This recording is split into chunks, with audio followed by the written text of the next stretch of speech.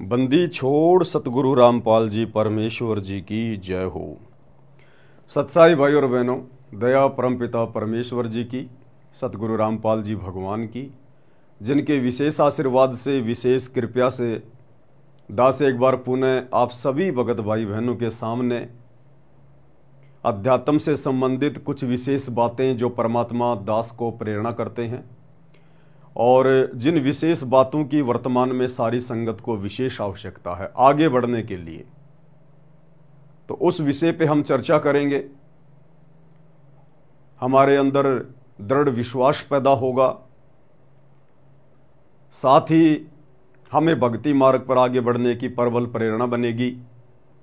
हमारी निकटता पूज्य गुरुदेव भगवान से निरंतर बढ़ती ही चली जाएगी और जिस प्रकार से वर्तमान में पूज्य गुरुदेव भगवान ने अध्यात्म में अपनी विशेष भक्ति विधि लागू करवाई है, पाती पंच पोहपकर पूजा देव निरंजन और न दूजा, 5 ज्योतियों के साथ जो हम पूर्ण ब्रह्म परमेश्वर कबीर साहेब जो कि वर्तमान में सतगुरु रामपाल जी के रूप में धरती पर सशरीर प्रकट हैं, उनकी आरती उतार रहे हैं। तो ये बहुत बड़ी दया, बहुत बड़ी रजा है गुरुदेव भगवान की आप और हम सभी सत्सेवक भाई बहनों के ऊपर। ये रजा अपने गुरुदेव भगवान की 5 ज्योतियों के साथ में आरती उतारना केवल कलयुग की बिचली पीढ़ी में ही शुरू होती है और ये रजा सर्वप्रथम विशेष विशेष वीवीआईपी आत्माओं के ऊपर होती है। तो भाई और बहनों, वीडियो को ज़्यादा से ज़्यादा शेयर करें। बहुत सारी बातें आज हम करेंगे क्योंकि इस समय सभी भगत भाई बहनों को एक दूसरे से जुड़कर रहना बहुत ज़रूरी है। इस समय परमात्मा की आप और हमारे ऊपर छप्पर फाड़ मेहर हो रही है और ये वो समय है, कहते हैं ना कि या तो बाबा जेल में या फिर बाबा रेल में। ये वो समय चल रहा है अध्यात्म का, गुरु को प्रसन्न करने का। अगर हम दृढ़ता के साथ साथ संगति से जुड़े रहे और अपने गुरुदेव भगवान को प्रसन्न करने की दिशा में आगे बढ़ते रहे तो हमारा बेड़ा पार है, फिर हमारे मोक्ष में कोई चूक नहीं है। और इस समय इन आध्यात्मिक क्रियाओं को लेकर यदि किसी ऐरे गहरे नत्थु बहरे आधे अधूरे भगत के कहने से, डगमग करने से, मन में शंका पैदा करने से यदि हम जरा भी बैक हो गए, जरा भी पीछे हट गए, जरा भी मन में दोष आ गया, तो भाई और बहनों फिर कई युगों पीछे चले जाएंगे, कई युगों पीछे।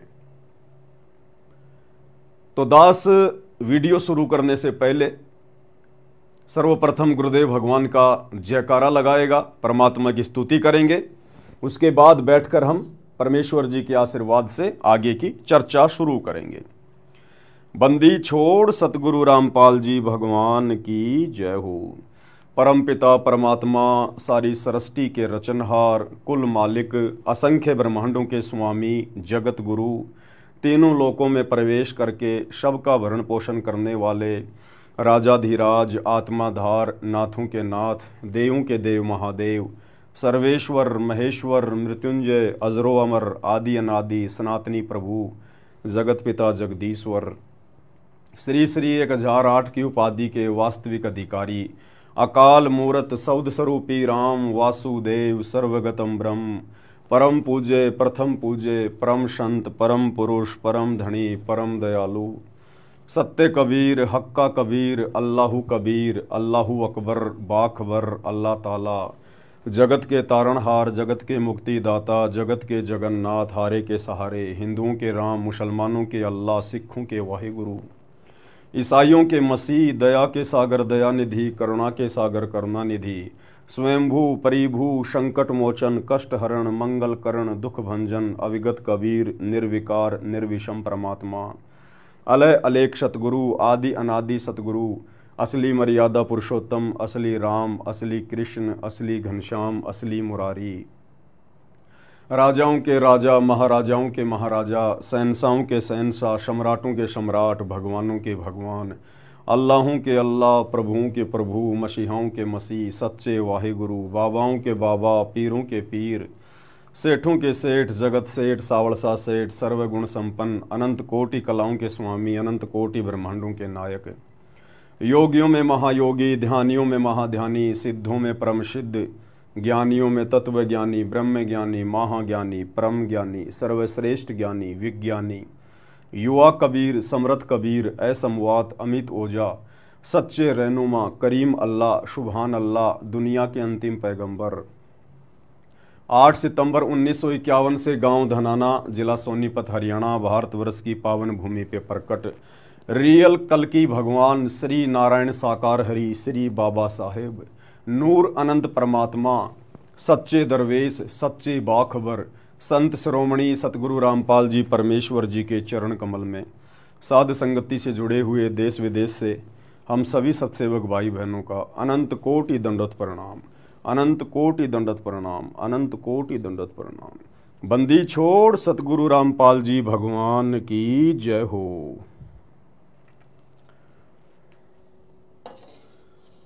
सच्चाई भाई और बहनों, दया है परमपिता परमेश्वर जी की, सारी सृष्टि के मालिक की, सतगुरु रामपाल जी भगवान की, पूज्य गुरुदेव भगवान के श्री चरण कमल में अनंत कोटि दंडवत प्रणाम।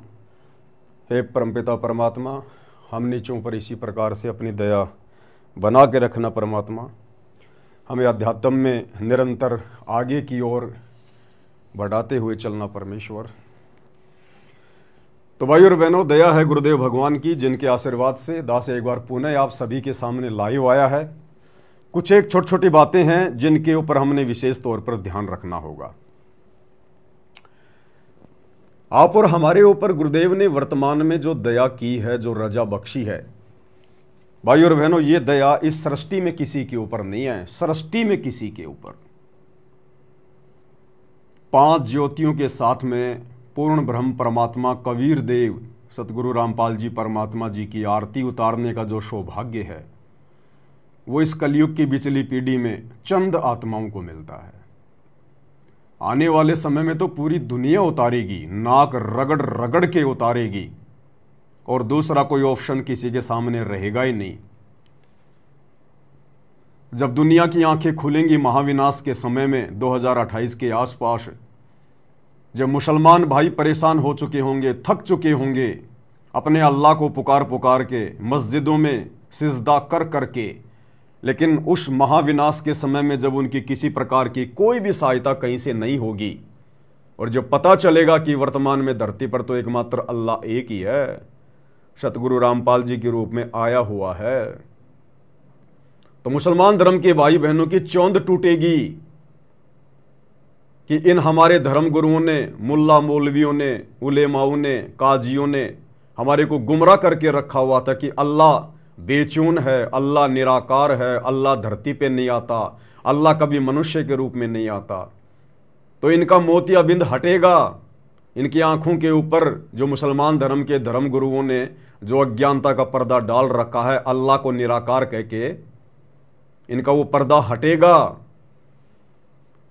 और सतगुरु रामपाल जी के चरणों में नाक रगड़नी पड़ेगी अंत में, और ये 5 ज्योति के साथ आरती उतारनी पड़ेगी और मानव धर्म को अपनाना पड़ेगा, क्योंकि पता चल जाएगा कि मुसलमान धर्म तो शैतान का चलाया हुआ है, सच्चे खुदा अल्लाह कबीर का नहीं है। इसी प्रकार हिंदू धर्म के मानने वाले जो अपने आप को सनातनी कह रहे हैं, जानते नहीं सनातन का सह भी। किसी से भी पूछ लो भाई 4 वेदों के क्या नाम है, गीता जी में कितने श्लोक हैं, गीता जी में कितने अध्याय हैं, जरा गीता जी का कोई एक श्लोक तो सुनाओ। 99.99% हिंदुओं को नहीं पता ये बात है, और कहते हैं हम सनातनी, हम सनातनी। तो इनका भी भ्रम टूटेगा सन 2028 के आसपास, महाविनाशकारी समय के उस समय पे, जब ये थक चुके होंगे अपने देवी देवताओं के आगे नाक रगड़ रगड़ के, मंदिरों में जा जाके प्रार्थनाएं कर करके, और जब उस महाविनाशकारी समय में, जिस समय अकाल, बाढ़, भूकंप, वायरस, महामारी, युद्ध, गृह युद्ध, उस समय जब कोई भी इनकी सहायता के लिए नहीं आएगा, तो अंत में अपनी जान बचाने के लिए मजबूरन सतगुरु रामपाल जी इस कल्कि भगवान के चरणों में आना पड़ेगा। इसी प्रकार ईसाइयों को और सिखों को अपनी वो परंपरागत पूजा पाठ को छोड़कर सतगुरु रामपाल जी के चरणों में नाक रगड़ना पड़ेगा। दूसरा ऑप्शन धरती पर नहीं मिलेगा। परंतु आप और हमारा सौभाग्य है कि आज हम अपने गुरुदेव भगवान की परमात्मा के रूप में पहचान कर पाए, और ये पहचान उनकी विशेष रजा के बिना, उनके विशेष आशीर्वाद के बिना नहीं हो सकता। गुरुदेव जिन आत्माओं पर दया बख्शेंगे, रजा करेंगे, जिन आत्माओं से अपनी पहचान करवाएंगे, वही आत्माएं सतगुरु रामपाल जी में कबीर भगवान को देख सकती हैं। अन्यथा भाई और बहनों, चाहे आप 24 घंटे उनकी गोद में बैठे रहिए, आपको आभास भी नहीं होगा कि सतगुरु रामपाल जी कौन परम शक्ति है। और इसका सबसे बड़ा उदाहरण है सतगुरु रामपाल जी का कलयुगी परिवार। सतगुरु रामपाल जी के बेटा बेटी, भाई बंधु, रिश्तेदार, उनकी पत्नी, उनके आड़ोसी पाड़ोसी, उनके रिश्तेदार, ये कोऑर्डिनेटर, आज ये लोग अंधकार में हैं। ये लोग सतगुरु रामपाल जी को मानुष समझते हैं। मानुष अपने जैसा मनुष्य, मां के गर्भ से जन्म लेकर आए हुआ एक आम व्यक्ति मानते हैं। और एक दाढ़ी मूछ वाली कबीर जी की समझे जाने वाली बेजुबान मुर्दा नकली फोटो को, जो उनके महीने में कबीर प्रकट दिवस मनाकर अपना भगवान मानकर पूज रहे हैं, इनकी बुद्धि को चोर हर ले गए। चोर, पत्थर पड़े इनकी बुद्धि पर। सतगुरु रामपाल जी की 90% संगत के बुद्धि पे पत्थर पड़े हैं। ये बुद्धि परमात्मा ने केवल अपने सत्सेवक बच्चों की खोली है, जिन्हें आज अपने गुरु में परमात्मा दिखाई दे रहा है। और गुरु को परमात्मा माने बिना इस कलयुग की पिछली पीढ़ी में आप सतलोक का दरवाजा भी नहीं देख सकते। दरवाजा भी, सतलोक में परमानेंट बैठना तो बहुत दूर की बात है। इसीलिए तो आदरणीय गरीबदास जी ने 350 साल पहले अपने सदग्रंथ साहिब में बार बार जिक्र किया है, गुरु मानुष कर जानते वो नर कहिए अंध, ओए दुखी संसार में आगे काल के फंद। कबीरा ते नर अंध हैं जो गुरु को कहते, और हरि के रूठे ठोर है, सतगुरु के रूठे नहीं ठोर। 7 दीप 9 खंड में गुरु से बड़ा ना कोई, करता करे ना कर सके, सतगुरु करे सो होय। दास गरीब कहे नर लोई, सतगुरु को चीने बिरला कोई। कोई बिरले आत्मा होंगी जो अपने गुरु में परमात्मा के दर्शन करेंगी और हृदय से, आत्मा से अपने गुरु को ही परमपिता परमेश्वर मानकर अन्य सबको अपने घर से बाहर निकालकर केवल अपने गुरु को हृदय में बैठाकर उनकी पूजा करेंगी। हर वो आध्यात्मिक क्रिया करेंगी जो मर्यादाओं के अंदर है और जो गुरु को प्रसन्न करने वाली हैं। तो इस पृथ्वी पर आज वर्तमान में, बल्कि यूं कहिए पूरे 21 ब्रह्मांड में, केवल आप और हम चंद सत्सेवक भाई बहनों का ये भाग्य उदय हुआ है। और इस भाग्य उदय के लिए हमने गुरुदेव भगवान का बारंबार धन्यवाद करना चाहिए, दंडवत प्रणाम करना चाहिए कि हे गुरुदेव भगवान, आपने हम नीचों पर कैसे दया बख्शी। 8 अरब की जनसंख्या है पूरे विश्व की, उसमें से लाखों को आपने अपनी शरण में भी ले लिया। उन लाखों की भी अभी तक बुद्धि नहीं खुली है। 20-20 साल हो गई, 33 साल हो गई। हे गुरुदेव, आपके बेटा बेटी, भाई बंधु, रिश्तेदार, उनकी भी बुद्धि नहीं खुली अभी तक, वो भी आपको नहीं पहचान पा रहे। क्योंकि हरियाणा में कहावत है कि दीपक के नीचे हमेशा अंधेरा रहता है और घर का जोगी जोगना, बाहर का जोगी सिद्ध। 1000 किलोमीटर दूर का भगत अपने गुरु को पहचान जाएगा, अपने गुरु से डर के भक्ति करेगा, लेकिन जो गुरु के अंग संग रहते हैं, जो आसपास रहते हैं, वो गुरु को मानुष मानकर वैसा ही वर्ताव करते हैं और अंत में उनको धोखा हाथ लगता है, धोखा। तो बहुत बड़ी रजा भाई और बहनों, वर्तमान में देवी देवता भी खुशी के मारे झूम रहे, खुशी के मारे। क्योंकि गुरुदेव भगवान ने हमें बताया कि बच्चों, जो तुम हवन यज्ञ करते हो अपने घर पर, जो तुम ज्योति जलाते हो, इसकी सूक्ष्म वासनाओं पर देवलोक में जाती है। देवता भी बड़े प्रसन्न होते हैं, बड़े आनंदित होते हैं कि भाई ये कौन भगत आ गए धरती पर जो शास्त्र विधि अनुसार हवन यज्ञ कर रहे हैं। और अब तो परमेश्वर ने दया कर दी, गुरुदेव भगवान ने। अब तो हम अपने परमपिता परमेश्वर जी की, सतगुरु रामपाल जी भगवान की पांति पंच पोहप कर पूजा और देव निरंजन और न दूजा। हम अपने गुरुदेव भगवान की 5 ज्योतियों के साथ में आरती उतार रहे हैं। पूर्ण ब्रह्म परमेश्वर की, सारी सृष्टि के मालिक की आत्मा गद गद हो रही है। भाई और बहनों, इन्हीं क्रियाओं से परमात्मा प्रसन्न होते हैं। इन बातां के पाइए कर सतगुरु नजर निहाल और राजी कर सतगुरु रूठे नू। सतलोक से हमारी नो एंट्री हो रखी है। हमने अपने गुरुदेव भगवान को नाराज किया हुआ है, सतगुरु रामपाल जी को, इस कबीर भगवान को। अब हमने इनको प्रसन्न करना पड़ेगा। हमने हर वो आध्यात्मिक क्रिया करनी पड़ेगी जो गुरुदेव ने स्पष्ट तौर पर करने के लिए लिखी हुई है। और संध्या आरती के सरलार्थ में शुरू में ही पहली आरती हर दरबारे, तेज पुंज जहां प्राण उधारे, पांति पंच पोहप कर पूजा, देव निरंजन और न दूजा। पांति पंच पोहप कर पूजा, देव निरंजन और न दूजा। और सरलार्थ में गुरुदेव ने साफ साफ लिख दिया कि पूर्ण परमात्मा की, परमेश्वर की 5 ज्योतियों के साथ में आरती उतार कर उनकी पूजा की जाती है। आज से पहले हमारी बुद्धि पर पत्थर पड़े हुए थे, लेकिन भाइयों और बहनों, जब ठीक का समय आता है तभी परमात्मा दया करता है। और जैसे वो ठीक का समय आया तो सतगुरु रामपाल जी भगवान ने अपनी सत्सेवक आत्माओं के ऊपर रजा कर दी, मेहर बख्श दी परमात्मा ने, हमारा ज्ञान योग खोल दिया, हमें सद्बुद्धि दी परमात्मा ने, और अपनी आरती उतरवाना शुरू कर दिया गुरुदेव भगवान ने। भाई और बहनों, ये बातें आज से पहले हमारे दिमाग में क्यों नहीं आई? अगर एक आध आत्माओं के दिमाग में भी आई तो परमात्मा ने उसको लागू नहीं होने दिया, क्योंकि ठीक के समय से पहले कोई भी आध्यात्मिक क्रिया संगत में लागू नहीं होती, क्योंकि ये परमात्मा का मार्ग है। अब हमें वो सारी बातें याद आएंगी भाई और बहनों, सारी बातें। हमें पता चल गया कि सृष्टि में परमात्मा एक ही है और कोई नहीं है, वो है कबीर देव, जो वर्तमान में हमारे गुरुदेव भगवान सतगुरु रामपाल जी के रूप में धरती पर प्रकट हैं।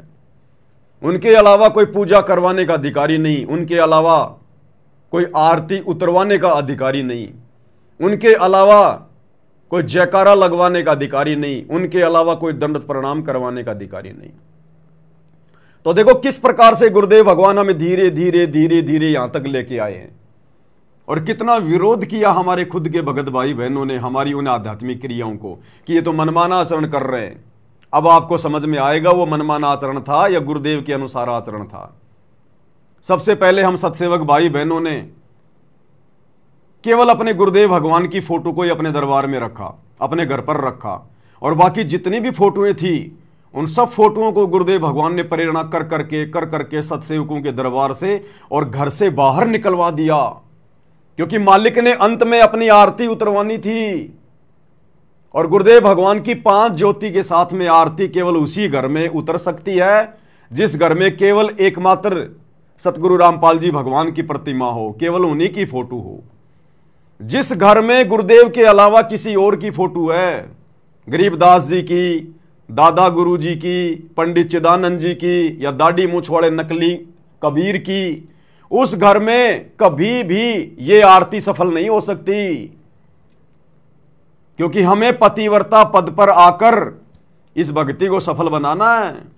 और पतिव्रता पद के लिए एकमात्र अपना पति कौन है उसकी पहचान होनी चाहिए, और पहचान होने के बाद घर के दरबार साहिब में केवल उसी का फोटो होना चाहिए, किसी दूसरे का नहीं। तो मालिक ने आगे चलकर विधिवत तरीके से अपनी आरती उतरवानी थी, उसके लिए परमात्मा ने हमें धीरे धीरे धीरे धीरे आगे बढ़ाया, और सबसे पहले सभी फोटोओं को हमारे घरों से बाहर निकलवाया।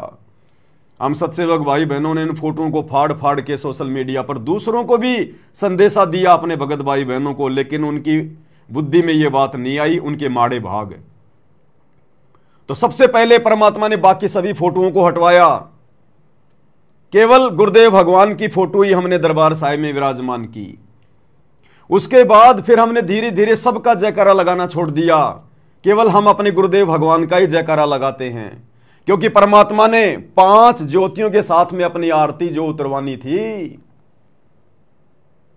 और यदि हम अपने गुरुदेव की 5 ज्योतियों के साथ में आरती उतार रहे हैं और साथ में गरीबदास जी की जय, दादा गुरु जी की जय, फलाने की जय, तो यह आरती परमात्मा को स्वीकार नहीं होती।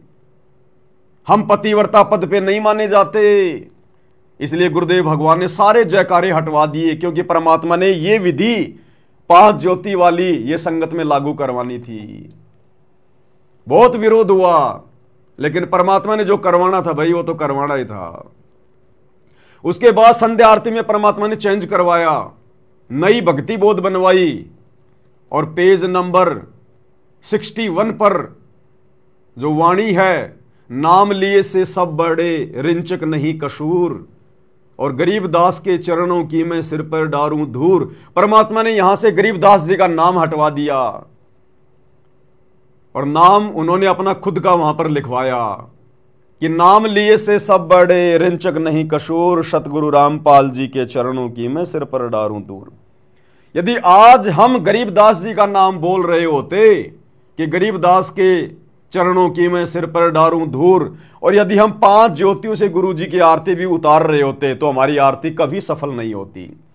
हम आरती उतार रहे हैं सतगुरु रामपाल जी की और कह रहे हैं कि गरीबदास के चरणों की मैं सिर पर डारूं धूर। क्यों भाई, ये तो दोगला काम हो गया, तो दोगला आचरण हो गया। आरती उतार रहे हैं भगवान सतगुरु रामपाल जी की, फिर हम गरीबदास जी के चरणों की धूर अपने सिर पर क्यों डालेंगे? गरीबदास जी हमारे परमात्मा थोड़ी हैं, हमारे स्वामी थोड़ी है।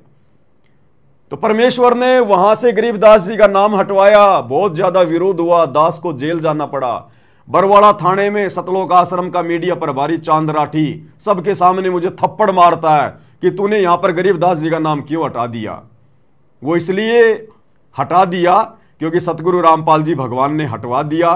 क्यों? क्योंकि आज उनकी 5 ज्योति के साथ में आरती जो उतारनी थी, तो भला हम गरीबदास जी का नाम कैसे बोल सकते हैं वहां पर, जब एकमात्र परमात्मा ही सारी सृष्टि में कबीर देव सतगुरु रामपाल जी हैं।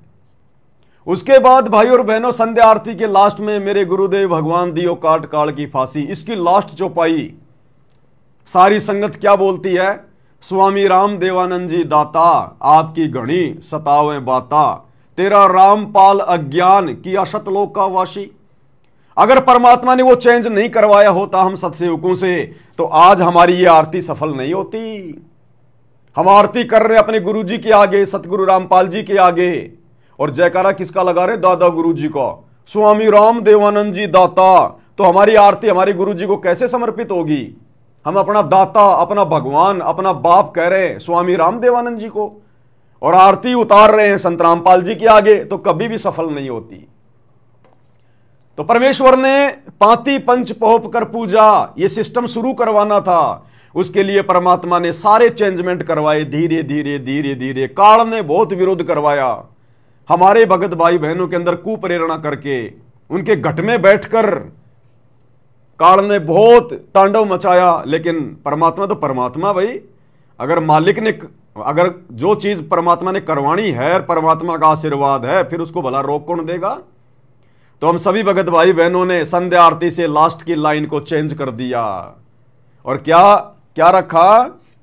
परमेश्वर सतगुरु रामपाल जी दाता आपकी घनी अमोलख बाता। परमेश्वर सतगुरु रामपाल जी दाता आपकी घनी अमोलख बाता। थारा पवन दास अज्ञान अज्ञान की जो सतलोक को वासी। यानी अपना अपना नाम सभी भगत भाई बहन बोलते हैं। अब बताओ, इस आरती के साथ में, 5 ज्योति के साथ में, हम ये कैसे कह सकते हैं कि तेरा रामपाल अज्ञान किया सतलोक का वासी? हम अपने भगवान को अज्ञानी कहेंगे? हम अपने भगवान को इस जीव से अज्ञानी शब्द कैसे बोल सकते हैं कि तेरा रामपाल अज्ञान? तो परमेश्वर ने वो चेंज करवाया कि बच्चों, मैंने तुम्हें अध्यात्म में आगे लेके जाना, भक्ति मार्ग में। परमात्मा ने हमें कॉमन सेंस बख्शी, हमें सद्बुद्धि बख्शी। जीव के बस की बात नहीं है, किसी पवन दास के बस की बात नहीं है, क्योंकि परमात्मा ने अपनी विधिवत आरती शुरू करवानी थी। अरे दादा गुरु जी हमारे दाता थोड़ी हैं, हमारे स्वामी थोड़ी, हमारे भगवान थोड़ी हैं। हम क्यों बोलेंगे उनको? स्वामी राम देवानंद जी दाता आपकी घनी सतावे बाता। कौन सी बातें सताएंगी हमें? हमने तो कभी उनकी शक्ल भी नहीं देखी, हम तो कभी उनसे मिले भी नहीं, हमने तो कभी उनके सत्संग भी नहीं सुने, फिर हमें भला उनकी कौन सी बातें सताएंगी? और वो हमारे दाता कहां से हो गए? ना उन्होंने हमें ज्ञान दिया, ना कोई नाम दिया, वो हमारे दाता कहां से हो गए? तो भाई और बहनों, वो वाणी पूज्य गुरुदेव जी गुरु शिष्य परंपरा का निर्वाह करते हुए, और जो उन्होंने आदरणीय राम देवानंद जी को 17 फरवरी 1988 को जो मुंह बोला गुरु बनाया था, लोक दिखावे में आप और हमें पाठ पढ़ाने के लिए कि अपने गुरु के प्रति शिष्य ने कितना अधीन होना चाहिए, तो गुरुदेव भगवान अपने मुंह बोले गुरु जी को ऐसा कह रहे हैं कि स्वामी राम देवानंद जी दाता आपकी घनी सतावे बाता, तेरा रामपाल अज्ञान की सतलोक का वासी। लेकिन हमारे गुरु जी कौन है? दादा गुरुजी नहीं है, हमारे गुरुजी सतगुरु रामपाल जी हैं। तो हम अपने गुरुजी के लिए बोलेंगे यहां पर कि परमेश्वर सतगुरु रामपाल जी दाता, आपकी घोड़ी अमोलक बाता और थारा पवन दास अज्ञान की ओ सतलोक का वासी। तब ये आरती सफल होगी। आरती कर रहे हैं और अपने गुरुजी को कह रहे हैं तेरा रामपाल अज्ञान, तेरा रामपाल अज्ञान। हमारी आरती लाख जन्म में सफल नहीं हो सकती। तो सत्सेवक भाई बहनों, अब आप लोगों को ये सारी बातें समझ में आएंगी धीरे धीरे कि क्यों परमात्मा अपने भक्ति मार्ग में धीरे धीरे वो बदलाव करवा रहे थे। आज आपको समझ में आ रहा होगा, क्योंकि परमात्मा ने अंत में हमारे हृदय में बैठ के परमात्मा के रूप में, और ये पाती पंच पोप कर पूजा देव निरंजन और न दूजा, परमात्मा ने अपनी पंच ज्योति वाली आरती उतरवानी थी। आरती इसमें हम किसी और को शामिल नहीं कर सकते, ना गरीबदास जी को, ना चिदानंद जी को, ना दाढ़ी मूछ वाले नकली कागज के टुकड़े उस कबीर को, ना गरीबदास जी को, ना दादा गुरु जी को। अपने गुरु के अलावा इस आरती में हम किसी और का जयकारा नहीं लगा सकते। इस आरती के समय हम अपने गुरुदेव के अलावा दरबार में किसी और की फोटो नहीं रख सकते, अन्यथा यह आरती परमात्मा को स्वीकार नहीं होगी कभी भी। तो कितनी बड़ी रजा, कितनी बड़ी मेहर गुरुदेव भगवान ने आप और हमारे ऊपर बख्शी। और आने वाले समय में यह संगत खून के आंसू रोएगी। देखो, दुनिया तो अपने भाग्य के अनुसार जैसा भी उनके भाग्य में अपना भोगेगी आने वाले समय में, विनाशकारी समय में। लेकिन सतगुरु रामपाल जी खुद की संगत जो सतलोक आश्रमों से जुड़ी हुई है, भेड़ चाल में चल रही है, देखा देखी में, महाभारत की गांधारी की तरह जो आंखों पर अज्ञानता की काली पट्टी बांध के चल रही है अपने कोऑर्डिनेटरों के पीछे, गुरुजी के कलयुगी परिवार के पीछे, इनको खून के आंसू रोने पड़ेंगे, खून के आंसू। अंत में विजयी होंगे परमात्मा के सत्सेवक बच्चे, अध्यात्म का लाभ उठाएंगे परमात्मा के सत्सेवक बच्चे। आने वाले महाविनाशकारी समय 2028 में परमात्मा के सत्सेवक बच्चे ही निश्चिंत होकर रह सकते हैं। बाकी ये जितने भी भगत हैं जो सतलोक आश्रमों से जुड़े हुए हैं, जिनकी सबकी मर्यादा खंडित है, जो गुरु को मानुष मानते हैं, आप देख रहे हैं इनका कितना बुरा हाल होगा। ये सब छोड़ छाड़ के भाग जाएंगे भक्ति उस समय, ये क्योंकि सारे पंचर हैं, पंचर। इनके अंदर वो पावर नहीं है भक्ति की शक्ति नहीं है इनके अंदर, गुरु का आशीर्वाद नहीं है इनके साथ में, केवल इनकी बैटरी चल रही है। कितने दिन चलेगी बैटरी? और दूसरी बात भाई और बहनों, गुरु को मानुष मानने वाला कभी भी भक्ति मार्ग पर सफल नहीं हो सकता, कभी भी। चाहे वो कितना ही दान कर ले, कितना ही नाम का जाप कर ले, कितना ही बड़ा भगत दिखाई दे, कुछ भी करे वो। तो आप और हमें गुरुदेव भगवान निरंतर भक्ति मार्ग पर आगे लेके जा रहे हैं सत्सेवकों को, और इन आश्रम वाले भाई बहनों को, सतलोक आश्रम वाले भाई बहनों को काल निरंतर नीचे ले जा रहा है, नरक में निरंतर नीचे ले जा रहा है। गुरुदेव के कलयुगी बेटा बेटी, भाई बंधु, रिश्तेदारों को, कोऑर्डिनेटरों को यह काल निरंतर नीचे लेके जा रहा है, निरंतर मर्यादा तोड़वा रहा है। और हमें परमेश्वर निरंतर ऊपर की ओर लेके जा रहे हैं अध्यात्म में। अब इसका एक जीता जागता सबूत आपको दिखाता हूं। आज ही वीडियो आया है, हरियाणा के रोहतक के किलोई गांव में बास्केटबॉल का टूर्नामेंट चल रहा है, बास्केटबॉल का। और कोई शिव कुमार नाम का कोई खिलाड़ी था हरियाणा का, जो कि वो मर चुका है। उसकी याद में वहां पर एक स्टेडियम बनाया हुआ है, शिव कुमार मेमोरियल स्टेडियम, गांव किलोई, रोहतक, हरियाणा। और शायद उसकी कोई बरसी होगी, उसकी शायद कोई वर्षगांठ होगी। उसके उपलक्ष्य में, उसकी याद में हरियाणा के लोग वहां पर बास्केटबॉल का टूर्नामेंट करवा रहे हैं, खेल हो रहा है बास्केटबॉल का। सतलोक आश्रम मैनेजमेंट हरियाणा ने, गुरुजी के कलयुगी परिवार ने वहां जाकर भंडारा लगा दिया, गुरुदेव के परिवार ने वहां जाकर भंडारा लगा दिया। भाई और बहनों, परमात्मा की वाणी है, हिंदू हदीरे पूज ही और मुस्लिम पूजे घोर, दोनों दीन की अकल को ले गए हैं चोर। गुरुदेव ने हमें प्रथम नियम में साफ साफ मना किया है, प्रथम नाम देते समय जो नियम दिए जाते हैं 11, कि हमने किसी की समाधि नहीं पूजनी, हमने किसी की समाधि वगैरह नहीं पूजनी है। अब वहां तो शिव कुमार नाम के उस खिलाड़ी की वर्षगांठ मनाई जा रही है, उसकी समाधि पूजी जा रही है, दुनिया उसके उपलक्ष्य में वहां पर टूर्नामेंट खेल रही है, बास्केटबॉल खेल रही है, और आश्रम वालों ने जाकर उसमें सहयोग कर दिया। अरे हमारा लेना देना क्या था वहां पर? दुनिया भाड़ में जाए, चाहे कबड्डी खेले, चाहे बास्केटबॉल खेले, चाहे किसी जिंदा के ऊपर खेले, चाहे किसी मुर्दा के ऊपर खेले। अरे ये लोग जबरदस्ती जाकर क्यों वहां पर अपनी मर्यादा तोड़वा रहे हैं? क्यों संगत के दान धर्म का दुरुपयोग करवा रहे हैं? तो आश्रम वालों ने जाकर वहां पर भंडारा लगा दिया सबके लिए, हजारों लोगों के लिए। तो भाई और बहनों, ये तो मरे हुए लोगों की यादगारों पर जाकर और दुनिया का सहयोग कर रहे हैं, समाधियां पूज रहे हैं, समाधियां। मर्यादा नाम की चीज भी नहीं है, चीज भी। काल इनको निरंतर नीचे की ओर लेके जा रहा है, निरंतर नीचे की ओर। और देखो इनकी बुद्धि पे पत्थर पड़े हैं। ये खुद सारी न्यूज, सारा वीडियो अपने खुद के चैनल पर डाल रहे हैं, शाह न्यूज चैनल पर। भक्तों को बना दिया इन्होंने रिपोर्टर दे दे के 1.5 फुट का डंडा, बोलना भी ढंग से उनको आता नहीं। और बड़े खुश हो रहे हैं कि हम तो रजत दलाल बन गए, हम तो रवीश कुमार बन गए, 1 नंबर के पत्रकार बन गए। लेना देना कुछ नहीं है, काल ने हवा भर रखी है, गुब्बारे की तरह फुला रखा है इनको। ये छोटा सा है, आपको मैं सुना देता हूं, देख लो।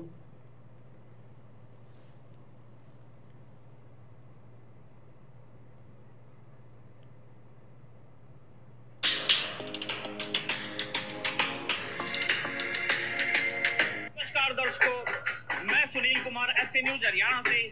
आप सभी जानते हैं कि हरियाणा प्रदेश ने देश को काफी लाभ दिए हैं, जो कि मशहूर खिलाड़ी हुए हैं, इंटरनेशनल खिलाड़ी हुए हैं। ऐसे ही रोहतक जिले से, गांव कलोई से एक इंटरनेशनल खिलाड़ी हुए हैं, शिव कुमार जी। आज हम शिव कुमार जी की याद में जो स्टेडियम बनाया गया है उसी के सामने खड़े हैं। ये सामने आप देख रहे हो, शिव कुमार मेमोरियल स्टेडियम किलोई बनाया गया है। और आज यहाँ पर आप देख रहे होंगे कि आज यहाँ पर जो चहल पहल है वो क्यों है, यहाँ पर इतनी सिक्योरिटी क्यों है? क्योंकि यहाँ पर तीसरा नेशनल जो अभी यहाँ पर जो होने वाला है किलोई में बास्केटबॉल टूर्नामेंट, वो आज से स्टार्ट हो रहा है। और यहाँ पर मुख्य अतिथि के रूप में हमारे सीएम साहब श्री नायब सैनी जी और कैप्टन अभिमन्यु जी यहाँ पर पहुंचेंगे।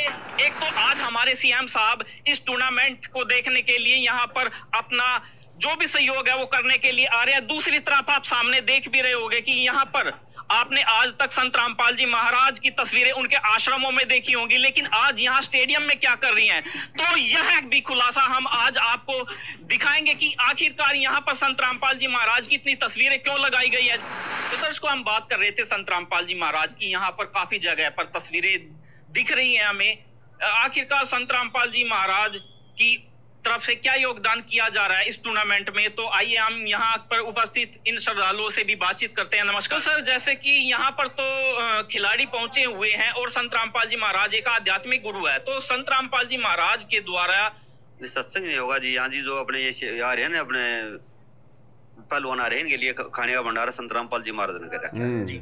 तो हमने सुना है कि यहाँ पर अभी देखा है तस्वीर में कि ये टूर्नामेंट 3 दिन तक चलेगा, तो क्या आपकी यहाँ 3 दिन तक ऐसे ही व्यवस्थाएं आप बनाकर रखोगे? हाँ जी, भंडारे 3 दिन ऐसे ही व्यवस्था रहेगी और सेवादार भी गुरु जी की तरफ से आश्रम के रहेंगे। तो यहाँ की व्यवस्था कैसे बना? काफी है भाई और बहनों, काल निरंतर इनको नीचे लेके जा रहा है, निरंतर नीचे। इनकी कमर तोड़ने के लिए आने वाले महाविनाशकारी समय में किसी भी प्रकार से गुरुदेव भगवान इन आश्रम वालों की, अपने परिवार की, इस लाखों की भीड़ की कोई मदद ना कर सके, काल हर प्रकार से इनको खंडित कर देगा। तब तक हर प्रकार से खंडित है। अब बताओ क्या मतलब था इनका वहां पर फटे में जाकर पैर अड़ाने का? अरे दुनिया भाड़ में जाए, वो क्या खेल रही है, क्या खा रही है, क्या पी रही है। गुरुदेव तो बार बार हिसार जेल से संदेशा भेज रहे, बच्चों संसार की तरफ से आंखें बंद कर लो, बच्चों भूल जाओ संसार को, आगे बढ़ो, अपने परमात्मा के चरणों से चिपट जाओ। और ये राजनेताओं के चरणों से चिपट रहे, दुनियादारी में ज्यादा घुस रहे हैं। क्या मतलब था इनको भंडारा लगाने का उस खिलाड़ी की यादगार में वहां पर? अब बताओ, ये तो मुर्दों को पूज रहे हैं, मुर्दों की यादगारों को ताजा कर रहे हैं। क्या लेना देना भैया में? दुनिया भर के लोग हैं ऐसे। तो काल भाई और बहनों, इनकी बुद्धि पे बैठा हुआ है, आश्रम वालों की बुद्धि के ऊपर। और आप और हमें देखो किस प्रकार से परमात्मा निरंतर अध्यात्म में आगे की ओर बढ़ा रहे हैं। तो भाई और बहनों, जो भी जानकारियां होंगी दास आपको देता रहेगा, क्योंकि मेरी तो ड्यूटी भगवान ने इसी बात की लगाई है। अब आज हम आगे बात करेंगे और कैसे हम गुरुदेव के आशीर्वाद से अध्यात्म में निरंतर आगे की ओर जो है वो बढ़ सकते हैं। तो कुछ एक बातें हैं सभी भाई बहनों को बतानी बहुत जरूरी है। सबसे पहली बात तो भाई और बहनों, अब हमने संसार की तरफ से बिल्कुल आंखें बंद कर लेनी है, हमने भगतों की तरफ से भी आंखें बंद कर लेनी है। कौन से भगत? जो शतलोक आश्रमों से जुड़े हुए भगत है। वो क्या कहते हैं, क्या कहेंगे, हमने कुछ नहीं सुनना, कुछ नहीं देखना, क्योंकि हम जान चुके हैं उनको एडी से चोटी तक। वो खुद कितने मर्यादा में हैं, वो खुद कितने भगत हैं, फिर भलाऊं वो हमें क्या शिक्षा देंगे।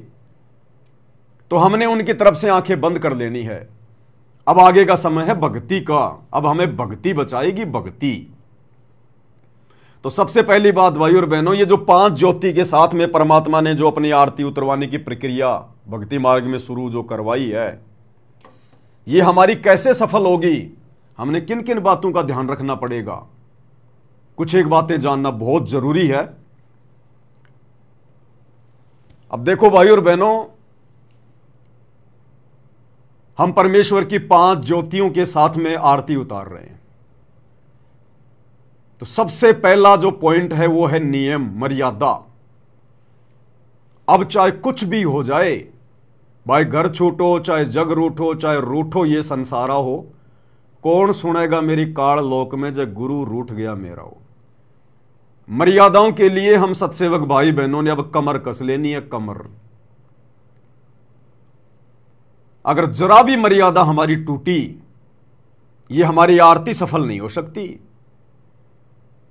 ये 5 ज्योति वाली आरती हमारी सफल नहीं हो सकती। अगर मर्यादा तोड़ के यदि हम ये आरती करने की फॉर्मेलिटी करेंगे तो हम भगवान को धोखा नहीं दे सकते, हम खुद को धोखा दे रहे हैं, खुद को। तो मर्यादाओं के लिए कमर कस लो, कमर। जो जो नियम गुरुदेव ने हमें बता दिए, कुछ भी हो जाए निभाएंगे तो निभाएंगे। परमात्मा से प्रार्थना करेंगे नाक रगड़ रगड़ के।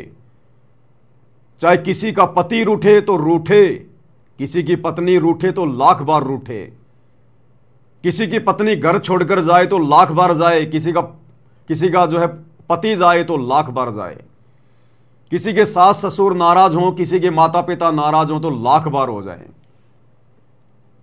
अब भक्ति करेंगे तो भगवान को प्रसन्न करने के लिए करेंगे, घर परिवार को, रिश्तेदारों को, समाज को प्रसन्न करने के लिए नहीं करेंगे कुछ भी। अपने परमेश्वर के वचन को प्रथम महत्व देंगे,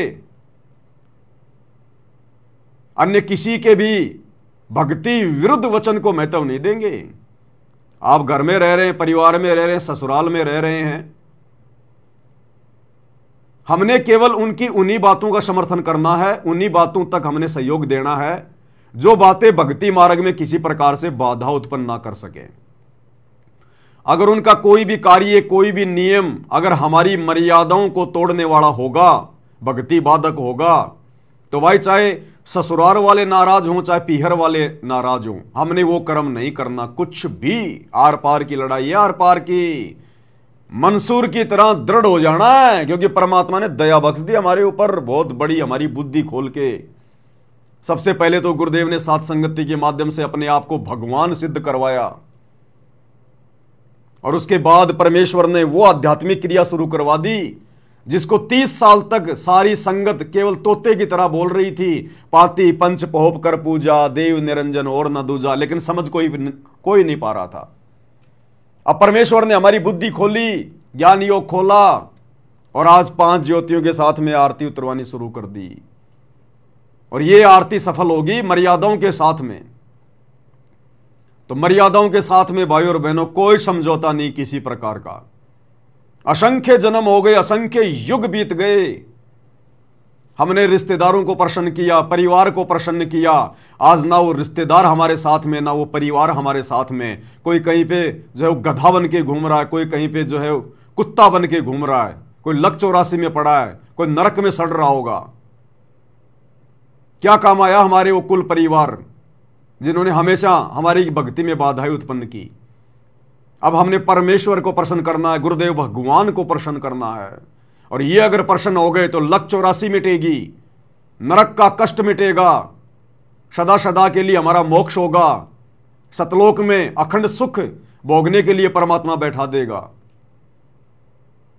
और गुरुदेव भगवान भी अपनी वाणी में कहते हैं कोटि शीश तूने दे दिए यम राजा की फेंट, कि बच्चों तुमने करोड़ों शीश दे दिए, अपने करोड़ों शीश कभी लक 84 में पढ़कर, गधा कुत्ता सुअर बनकर, बकरा बनकर, मुर्गा बनकर इस काल ने तेरे शीश कटवाए। करोड़ों शीश तूने दे दिए यम राजा की फेंट, फेंट यानी झटके से लेता है, जबरदस्ती। और एक शीश दे के देख ले सतगुरु अपने की भेंट, कि तू एक सिर अपना अपने सतगुरुदेव भगवान के चरणों में ज्ञान को आधार बना के समर्पित कर दे। सतगुरु को शीश देने का मतलब है मर्यादाओं में रहकर भक्ति कर, चाहे कितना ही संघर्ष क्यों ना करना पड़े। फिर देख उस एक शीश के बदले में मैं तुझे क्या दूंगा। ये काल जो तूने इसको करोड़ों शीश दे दिए, फिर भी तुझे इसने कुछ नहीं दिया धोखे के अलावा। और एक शीश अपने गुरुदेव को समर्पित करके देख कि ये जीवन मेरा आगे का मेरे गुरुजी के लिए, संसार कुछ नहीं है मेरे लिए, ये तो जेल है, जेल सतलोक की। मैं तो कष्ट भोग रहा हूं यहां पर, राजा बन के भी, महाराजा बन के भी, देवता बन के भी। यहां तो पाप और पुण्य दोनों हमारे लिए घातक है, घातक। पाप कर्मों से तो आदमी वैसे दुखी, और पुण्य कर्मों से वो राजा बनेगा, राजा बन के पाप कमाएगा, अगले जन्म में गधा बनेगा। वो पुण्य भी हमारे लिए जेल है। तो ये शीश हमने अपने गुरुदेव को समर्पित करना है, ये जीवन अपने गुरुदेव को समर्पित करना है। मर्यादा नहीं तोड़ेंगे तो नहीं तोड़ेंगे। अनजाने में टूट गई, परमात्मा माफ करेगा। अब हम किसी का कोई दबाव नहीं मानेंगे, और फिर हमारे साथ हमारा भगवान रहेगा। जब हम इतने दृढ़ हो जाएंगे ना मर्यादाओं के लिए, गुरुदेव को प्रसन्न करने के लिए, परमात्मा शीश पे आके बैठ जाएगा, अपने बच्चे के शीश पे आके।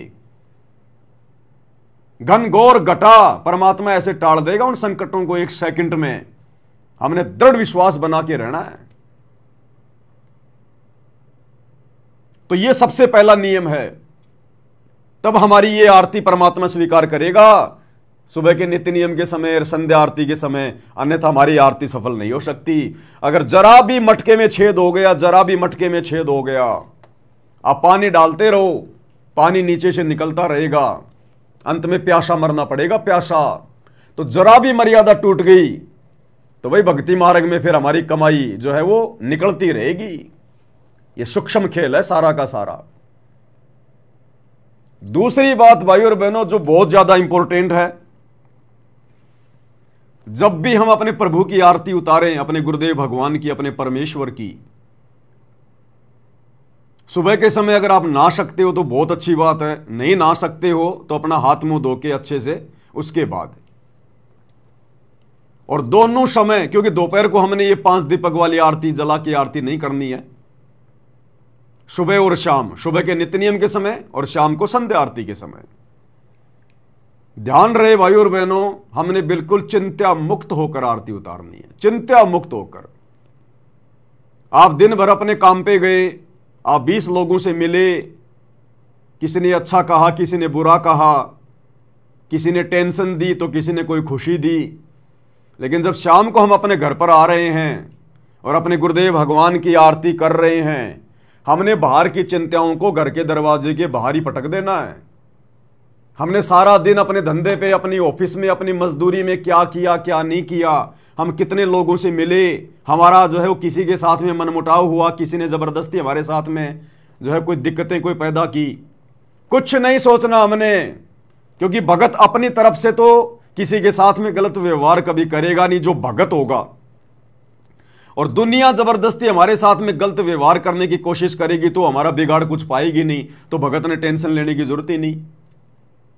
फिर हमारा भगवान हमारे साथ है, हमारा गुरुदेव हमारे साथ में, बाड़ी बाका नहीं होने देगा परमात्मा। तो आरती करते समय, सुबह की आरती और शाम की आरती करते समय हमने बिल्कुल चिंता मुक्त होना है। और परमात्मा कहते हैं प्रेम मगन होए आरती गावे। हमने मगन होकर प्रेम के साथ हमारा पूरा ध्यान आरती में, गुरुदेव के चिंतन मनन में, उनकी सलोनी सूरत में, भक्ति भाव के आसपास। सो संध्या हमरे मनमानी, कहे कबीर सुनो रे ज्ञानी, मन पसरे को घट को आने।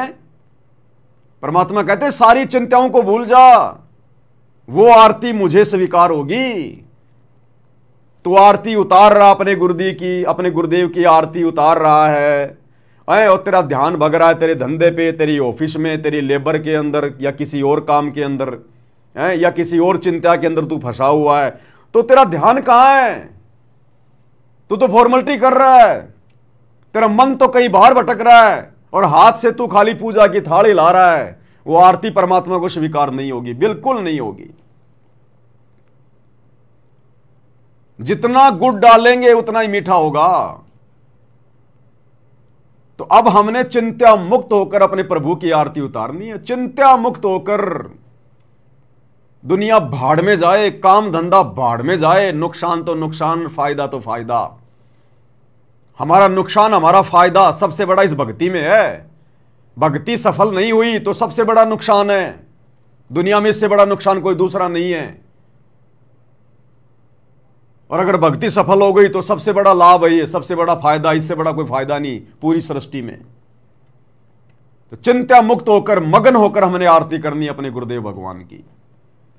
बाहर की चिंता बाहर, काम धंधे की चिंता काम धंधे तक सीमित है। अब हमने गुरु को प्रसन्न करना है। हमने दुनिया को बहुत प्रसन्न कर लिया, हमने हमारे बॉस को बहुत प्रसन्न कर लिया, ऑफिस का काम ऑफिस तक, इसके बाद नहीं भाई।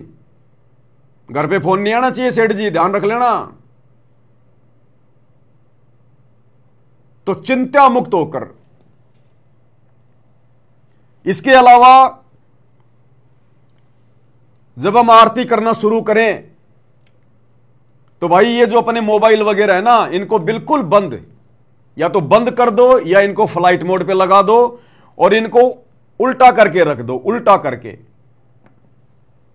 ताकि हमें किसका फोन आ रहा है वो भी ना दिखाई दे, वो भी ना पता चले हमें, हमारा ध्यान बिल्कुल ना भटके। आरती उसी भगत की सफल होगी जो भगत आरती के समय केवल आरती का ही काम करेगा।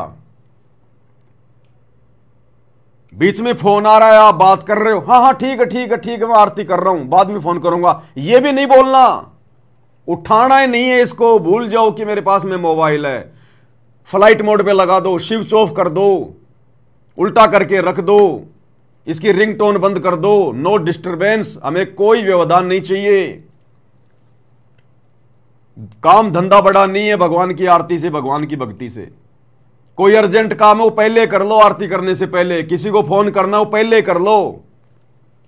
सुबह की 1 घंटे की आरती, शाम की 1.25 घंटे की आरती, बिल्कुल बंद मोबाइल। कोई अर्जेंट काम है अपना पहले कर लो। दास सेवा में था, कल आते समय एक भगत भाई के घर पे आ गया और सोचा भाई चलो यहां कर लेते हैं परमात्मा की आरती, आरती करनी है मालिक की। हाथ मुंह धोके परमात्मा की ज्योतियां जलाई, आरती उतारना शुरू कर दिया। शुरू में दास ने ले ली थाल हाथ में परमात्मा की, दास मालिक की आरती उतारने लग गया। अब बीच में भगत जी फिर डिस्टर्ब करने लग गए, मोबाइल उन्होंने बंद नहीं किया। कभी बीच बीच में ऑटो बुक कर रहे हैं, कभी बीच बीच में फोन उठा रहे हैं, तो उनकी भी आरती है सफल और साथ में दूसरे का भी ध्यान भटका रहे हैं। तो वो आरती भी परमात्मा स्वीकार नहीं करेगा। वो अंतर्यामी, वो देख रहा भाई, हम फॉर्मेलिटी नहीं कर रहे, सामने कोई फोटो थोड़ी रखी है। अगर ये पूजा की थाल हमने हाथ में उठा ली तो ये ना सोचिए कि सामने संत रामपाल जी की फोटो है। सतगुरु रामपाल जी साक्षात विराजमान है, साक्षात, वरना ये आरती हमारी सफल नहीं हो सकती। पांति पंच पोप कर पूजा, अगर गुरुदेव भगवान साक्षात सूक्ष्म रूप में आकर विराजमान ना हो तो ये आरती हमारी सफल नहीं हो सकती। ये फोटो के आगे थोड़ी कर रहे हैं हम। फोटो तो केवल एक माध्यम है ताकि हमारी याद बनी रहे। हम फोटो की पूजा नहीं कर रहे, हम मूर्ति पूजा नहीं कर रहे। मूर्ति केवल एक यादगार है। कबीरा दर्शन साधु का, मुख पर बसे सुहाग, दर्श उन्हीं को होते हैं जिनके पूर्ण भाग। हमने फोटो के आगे आरती नहीं लानी है। हमने ये देखना सामने मेरे गुरुदेव भगवान विराजमान है सूक्ष्म रूप में। अनंत कोटि ब्रह्मांडों के स्वामी, अनंत कोटि कलाओं के स्वामी, जितने मर्जी रूप बना ले गुरुदेव भगवान। गरीब सब पदवी के मूल हैं, सकल सिद्धि हैं तीर, और दास गरीब सतपुरुष भजो अविगत कला कबीर। ये काल 21 ब्रह्मांड का स्वामी 1000 कला का स्वामी है, भगवान है। ये 1000 रूप बना सकता है एक बार में। अक्षर पुरुष 10,000 कलाओं का स्वामी है, एक बार में वो 10,000 रूप बना सकता है। और ये सारी सृष्टि के मालिक सतगुरु रामपाल जी भगवान, ये कबीर देव अनंत कोटि कलाओं के स्वामी हैं, जितने चाहे उतने रूप बना ले परमात्मा। ये अपने सभी बच्चों के घरों पर जब ये आरती शुरू होती है या गुरुदेव भगवान को भोग लगाया जाता है, परमात्मा उस समय आकर विराजमान हो जाते हैं। अन्यथा ना तो हमारा भोग सफल हो सकता और ना हमारी ये 5 बत्ती वाली आरती सफल हो सकती। तो हमने कुछ नहीं ये सोचकर कि सामने गुरुदेव बैठे हैं, उसके बाद चाहे किसी प्रधानमंत्री का फोन क्यों ना आ जाए, भैया बाद में तो बाद में, कोई डिस्टरबेंस नहीं किसी प्रकार का। घर में कोई मर रहा है, कोई पैदा हो रहा है, हमने देखना ही नहीं है। पैदा होने वाले को भी यही संभालेगा और मरने वाले को भी यही देखेगा। आरती के समय कुछ नहीं भाई, ये विशेष तौर पर ध्यान रखना, नहीं तो हम परमात्मा के दोषी बनेंगे। तो कल मेरी भी ढंग से आरती नहीं हो पाई और उनकी तो आरती ढंग से होनी कहीं थी, कहां थी।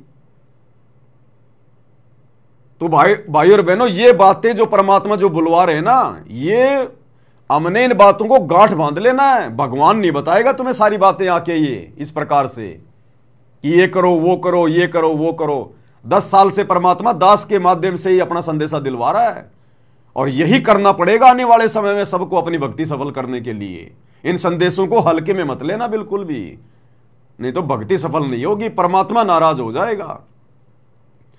अरे किसी मुख्यमंत्री ने आपको मीटिंग में बुलाया है और आप 20 आदमी या जो 10 आदमी हैं मैन आप मुख्यमंत्री के सामने मीटिंग में बैठ गए। मीटिंग हो गई शुरू और मुख्यमंत्री उधर से आपको भाषण दे रहा है, आपको कुछ समझा रहा है, और उस मीटिंग में यदि कोई आदमी बीच में मोबाइल आ गया और उस मोबाइल को उठा के हाँ जी वो टेम्पो बुक हो गया, ठीक है जी, हो गया, वो OTP आ गया ना, आ गया।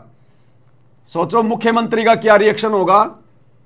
इतनी इंपॉर्टेंट मीटिंग चल रही है और बीच में आदमी मोबाइल से बातें कर रहा है, वो अपनी बेइज्जती समझता है मुख्यमंत्री कि इसको मेरा कोई डर ही नहीं है, इसको मेरी कोई जोहमल की वो चिंता ही नहीं है, इसको ये मुझे नॉर्मल आदमी समझ रहा है क्या। मैं यहां पर इतनी गहन मीटिंग कर रहा हूं, इतनी अच्छी बातें बता रहा हूं और ये बीच में, ये बिल्कुल ही सीरियस नहीं है, ये बीच में बात कर रहा है। उसी समय मीटिंग से बाहर कर देगा और अपने दिल से उतार देता वो मुख्यमंत्री उसको कि ये बड़ा निकम्मा आदमी है, इसको जरा भी इसको शर्म नहीं है। और भाई और बहनों, हमारे सामने कौन होते हैं जब हम आरती करते हैं परमात्मा की? मुख्यमंत्री। तो उनके आगे कुछ लगता भी नहीं है। 21 ब्रह्मांड का स्वामी ज्योति निरंजन ब्रह्मा विष्णु महेश 33 करोड़ देवी देवता उनके चरणों की धूल के बराबर भी नहीं है। हम उस मुख्यमंत्रियों के मुख्यमंत्री सतगुरु रामपाल जी भगवान की आरती उतारते हैं और यदि हम बीच में डिस्टर्ब करेंगे तो भगवान कुछ नहीं कहेगा, वो प्रकट होके नहीं कहेगा कि देख तू ये क्या कर रहा है, बीच में बात क्यों कर रहा है। वो तो लिखता रहता है, पॉइंट बनाता रहता है कि तूने इतनी गलतियां की, तूने गड़बड़ियां की। उसी हिसाब से फिर हमारे को फिर जो है वो रिजल्ट मिलेगा, तो हमें जो है परिणाम मिलेगा। तो बिल्कुल भी हमने ये मोबाइल वगैरह का यूज नहीं करना, कुछ नहीं। जब परमात्मा ने संध्या आरती में कह दिया कि प्रेम मगन होए आरती गावे, तो प्रेम मगन होने का मतलब क्या है? अपने गुरुजी में अपना प्यार, अपने गुरुजी के प्रति चिंतन मनन ध्यान। अरे इसीलिए तो भगवान ने शुरू करवाई आरतियां। ये आरती परमात्मा ने इसीलिए तो शुरू करवाई है ताकि मेरे बच्चों का ध्यान ना भटके, क्योंकि अब ये काल ध्यान भटकाएगा। समय बहुत नजदीक है महाविनाश का, प्राइम टाइम चल रहा है, तो हमारा ध्यान ना भटके उसके लिए तो गुरुदेव ने हमें ये विधि बताई, हमसे ये विधि लागू करवाई। और हम इसमें भी अगर मोबाइल पे बात करेंगे तो फिर कैसे हमारा, फिर बताओ जो है वो भला होगा? फिर कैसे हमसे भगवान प्रसन्न होगा? फिर तो हम हल्के में ले रहे भगवान को। तो ये हमने बिल्कुल भी नहीं करना है, बिल्कुल भी। तीसरी बात, मान लीजिए आपके घर में संध्या आरती शुरू हो गई और आप जी 5 मिनट बाद में आए, तो भैया अब नहीं चलेगा कि 5 मिनट बाद में आए, दंडवत प्रणाम किया और थाली लेके गुरुजी की आरती उतारने लग गए। भैया दोबारा से आरती करनी पड़ेगी शुरू से। भले आप आरती उतारो ना उतारो अकेले, वो आपकी मौज, आपकी अपनी मर्जी, लेकिन आरती बीच में नहीं चलेगी। अगर आरती करनी है तो बिल्कुल आरती में शुरू से ही गुरुदेव भगवान के जयकारे के साथ मंगलाचरण से ही आरती में खड़ा होना पड़ेगा। घर में आरती हो रही है, आप जी मतलब जो है 5 मिनट लेट आए, आपने देखा यहां तो आरती शुरू हो गई, आरती पहुंच गई जो है मतलब कि 56 नंबर पेज पे, ऐसी आरती अपरंपारा था के ब्रह्मा वेद उचारा, हाथ मुंह धोके तुम भी खड़े हो गए लेके भक्ति बोध। ये नहीं चलेगा, अब नहीं चलेगा बिल्कुल भी, बिल्कुल भी।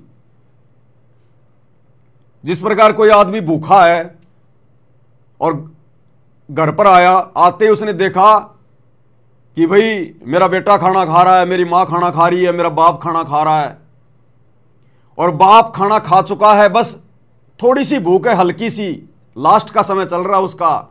क्या उस समय वो बेटा अपने बाप के पास में बैठ के खाना खाएगा कि ठीक है ये 2 टुकड़े बच रहे हैं बस मैं तो यही खा लूंगा?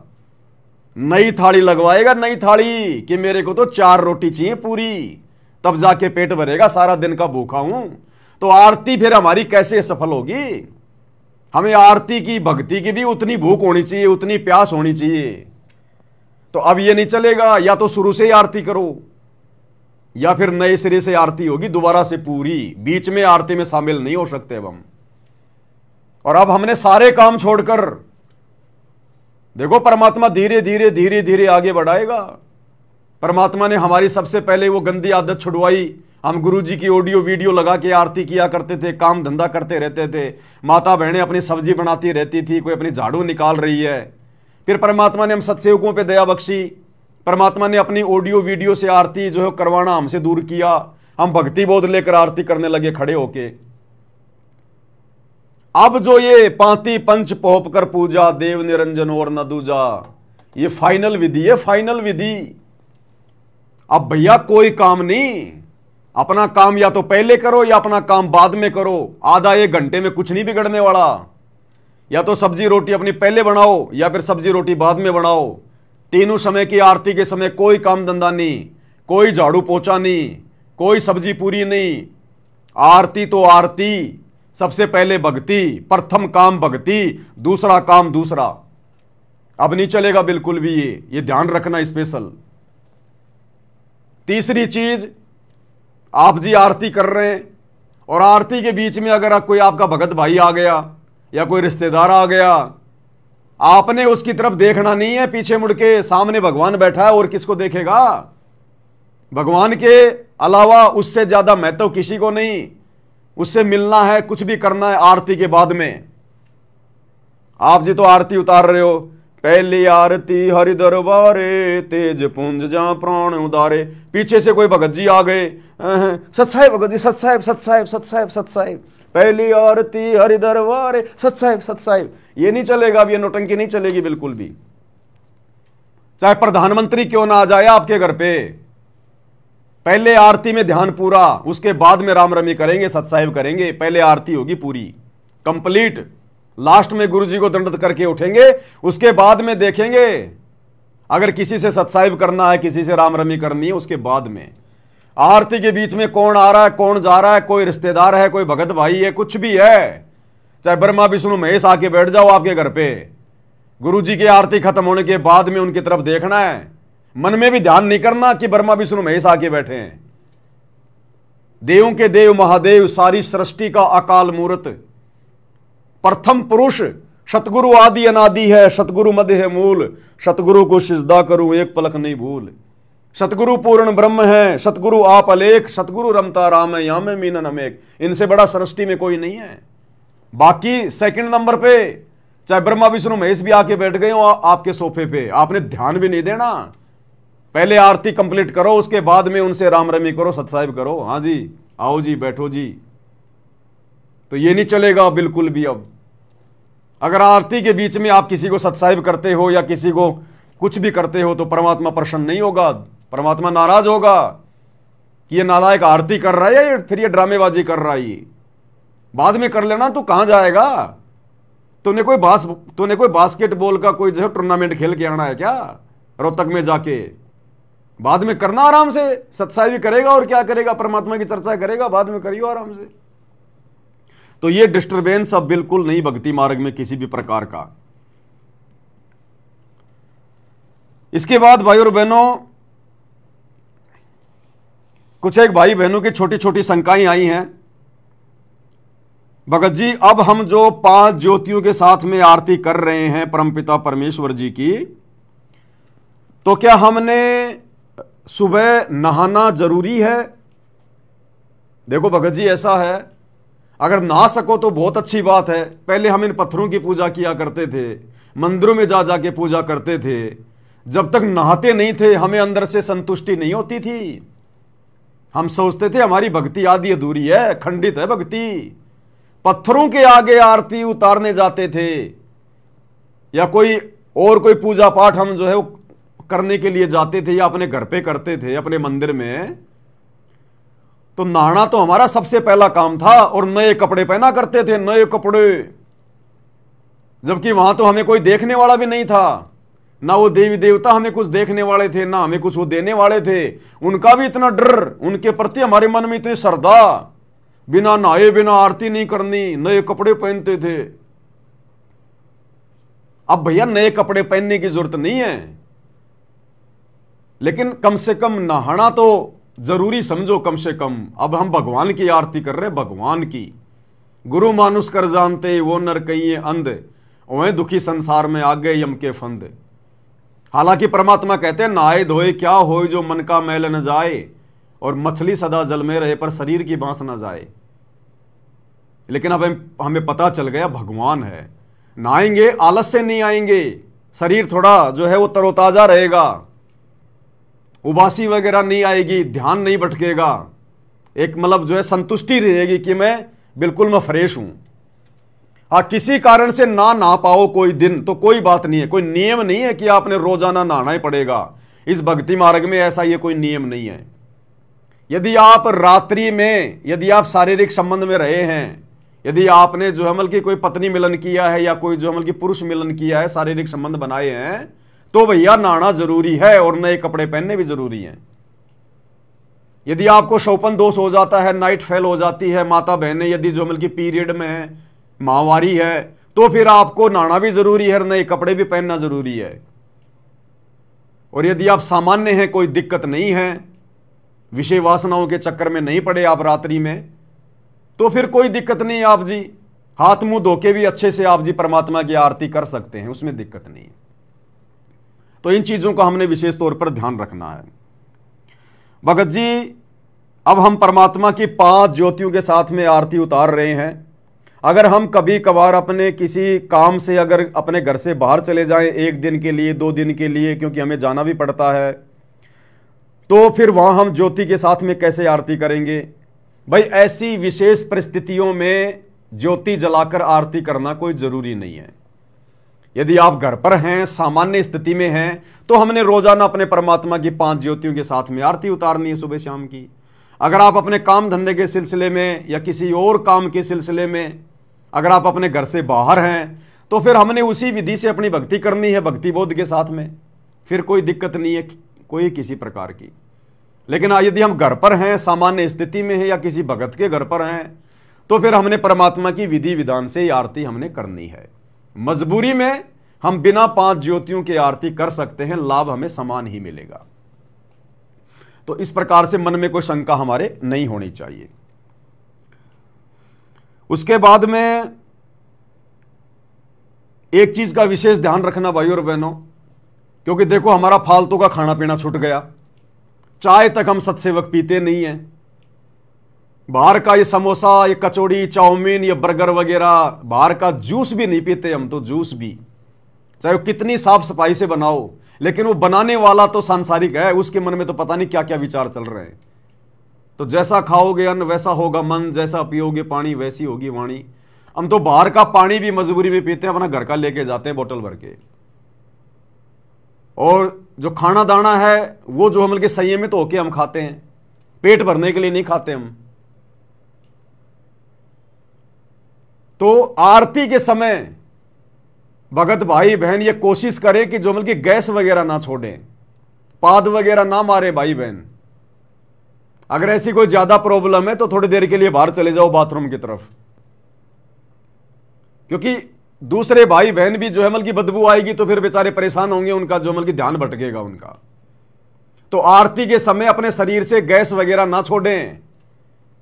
देखो परमात्मा ने पहले से हमारे को उसी हिसाब से जो मतलब तैयार किया है।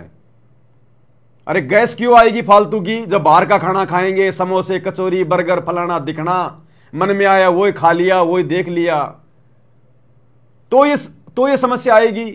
अब परमात्मा ने 2-3 साल से हमारा सब कुछ बंद कर रखा है बाहर का, घर का शुद्ध खाना खाते हैं, भगवान को भोग लगा के खाते हैं, तो दिक्कत हमारे को होनी नहीं चाहिए। टाइम टू टाइम अपना फ्रेश हो, दिक्कत कहाँ आएगी आपको? फिर भी अगर ऐसी कोई प्रॉब्लम है, कोई ज्यादा ही समस्या है, और यदि आरती के समय यदि आपकी जो मतलब की गैस वगैरह आ रही है, तो 2 मिनट के लिए थोड़ा साइड में हो जाओ, बाथरूम की तरफ जाके चक्कर काट के आ जाओ। अन्यथा वहां पे आप जी मतलब की बदबू फैलाओगे, दूसरे भाई बहनों का ध्यान भटकेगा, तो फिर जो मतलब की दोषी बनेंगे हम। तो हमने कोशिश करनी है, ये आरती के समय हमने गैस वगैरह बिल्कुल भी नहीं छोड़नी है, ध्यान रखना है इस बात का। इसके अलावा एक भगत की छोटी सी शंका थी, मुझे ऑडियो भेजी थी उन्होंने, ऑडियो तो मैं ध्यान नहीं कहाँ है वो। तो वो कह रहे थे कि भगत जी मैंने गुरुजी का एक वीडियो देखा था, बहुत पुराना है, जिसमें गुरुजी संध्या आरती को करते समय जो है 5 ज्योतियां जो है वो जला रहे हैं, आरती हो रही है संध्या आरती के समय की। वो तो ठीक है भगत जी, पाती पंच पोप कर पूजा, देव निरंजन और न दूजा, गुरुजी खुद भी आरती कर रहे हैं। लेकिन गुरुजी ने पूजा की थाल के अंदर धूप बत्ती वगैरह, अगरबत्ती वगैरह, वो कपूर वगैरह, वो भी भगत जी उसमें रखा हुआ है। तो ये क्या प्रोसीजर है भगत जी? क्या हमने भी धूप बत्ती लगानी है, अगरबत्ती लगानी है? तो ये हमने बिल्कुल भी नहीं करना है। हमारे लिए जो आदेश, हमने केवल उतना ही करना है। हमारे लिए आदेश है पाती पंच पोप कर पूजा, देव निरंजन और न दूजा। इसमें फूल भी शामिल है, लेकिन फूल वगैरह की अभी तक परमात्मा कोई प्रेरणा नहीं कर रहा है। इसलिए जब तक परमात्मा प्रेरणा ना करे, जब तक विधिवत संगत में कोई संदेशा ना आए, तब तक भाई बहनों ने ये फूल वाली प्रोसीजर शुरू नहीं करनी है, ध्यान रखना। केवल 5 ज्योतियां जलाकर ही हमने परमात्मा की आरती उतारनी है, जो गुरुदेव ने हमें बताई, हमारे को आदेश दिया उसके सरलार्थ में। और जो धूप वगैरह जो उसमें जलाई जा रही थी, तो गुरुजी पहले गांव गांव जाके 3 दिन का पाठ किया करते थे। और वो पाठ के समय में भाई और बहनों, परमात्मा जब संध्या आरती किया करते थे, मतलब संध्या आरती के अंदर परमात्मा धूप नहीं जलाया करते थे। वो जो वीडियो है वो परमात्मा को भोग लगाया जा रहा है। भोग लगाते समय जो बीच में जो आता है ना, ये पाती पंच पोप कर पूजा, देव निरंजन और न दूजा, वो उस समय उसमें धूप रखी जाती है, उसमें तो सुपारी भी रखी जाती है, उसमें 1.25 रुपया भी रखा जाता है उसके मटके के ऊपर, कलश के ऊपर। तो हमने ये सब कुछ नहीं करना। वो तो 3 दिन का जो पाठ प्रकाश होता है आदरणीय गरीबदास जी महाराज जी की 24,000 वाणियों का, जो कि 48 घंटे में जाके समाप्त होता है, वो उस पाठ प्रकाश की अपनी कोई प्रोसीजर है। तो हम कोई पाठ प्रकाश नहीं कर रहे, वो वाला 3 दिन वाला कर, तो हम भी जो मतलब पाठ ही रहे हैं। इस पुस्तक को पढ़ना पाठ ही होता है, लेकिन ये हमें परमात्मा ने आरतियों के रूप में कुछ वाणियां निकाल के दी हैं। और एक होता 3 दिन का पाठ पूरा, वो गरीबदास जी का जो है वो सदग्रंथ साहिब को आगे रख के जो है वो किया जाता है, वो नहीं। वो पाठ प्रकाश के समय की प्रोसीजर है। धूप बत्ती, अगरबत्ती, सुपारी वगैरह रखना, 1.25 रुपया रखना, वो पाठ प्रकाश के समय की प्रोसीजर है। हमारे लिए गुरुदेव का केवल इतना ही आदेश है, हमने केवल यही करना है। उसके बाद में एक भाई की शंका आई कि भगत जी आपने वीडियो बनाया था, पाती पंच पोप कर पूजा, देव निरंजन और न दूजा, और फिर आपने गुरुजी का वीडियो दिखाया था कि देखो भाई सतगुरु रामपाल जी भी 5 बत्तियां जला के और ये आरती कर रहे हैं, हम तो अपने गुरुजी से सीखेंगे। तो उसने कहा कि भगत जी ये तो पाठ प्रकाश के समय गुरुजी कर रहे थे, ये तो पाठ के समय की जाती है, वो तो पाठ प्रकाश हो रहा था।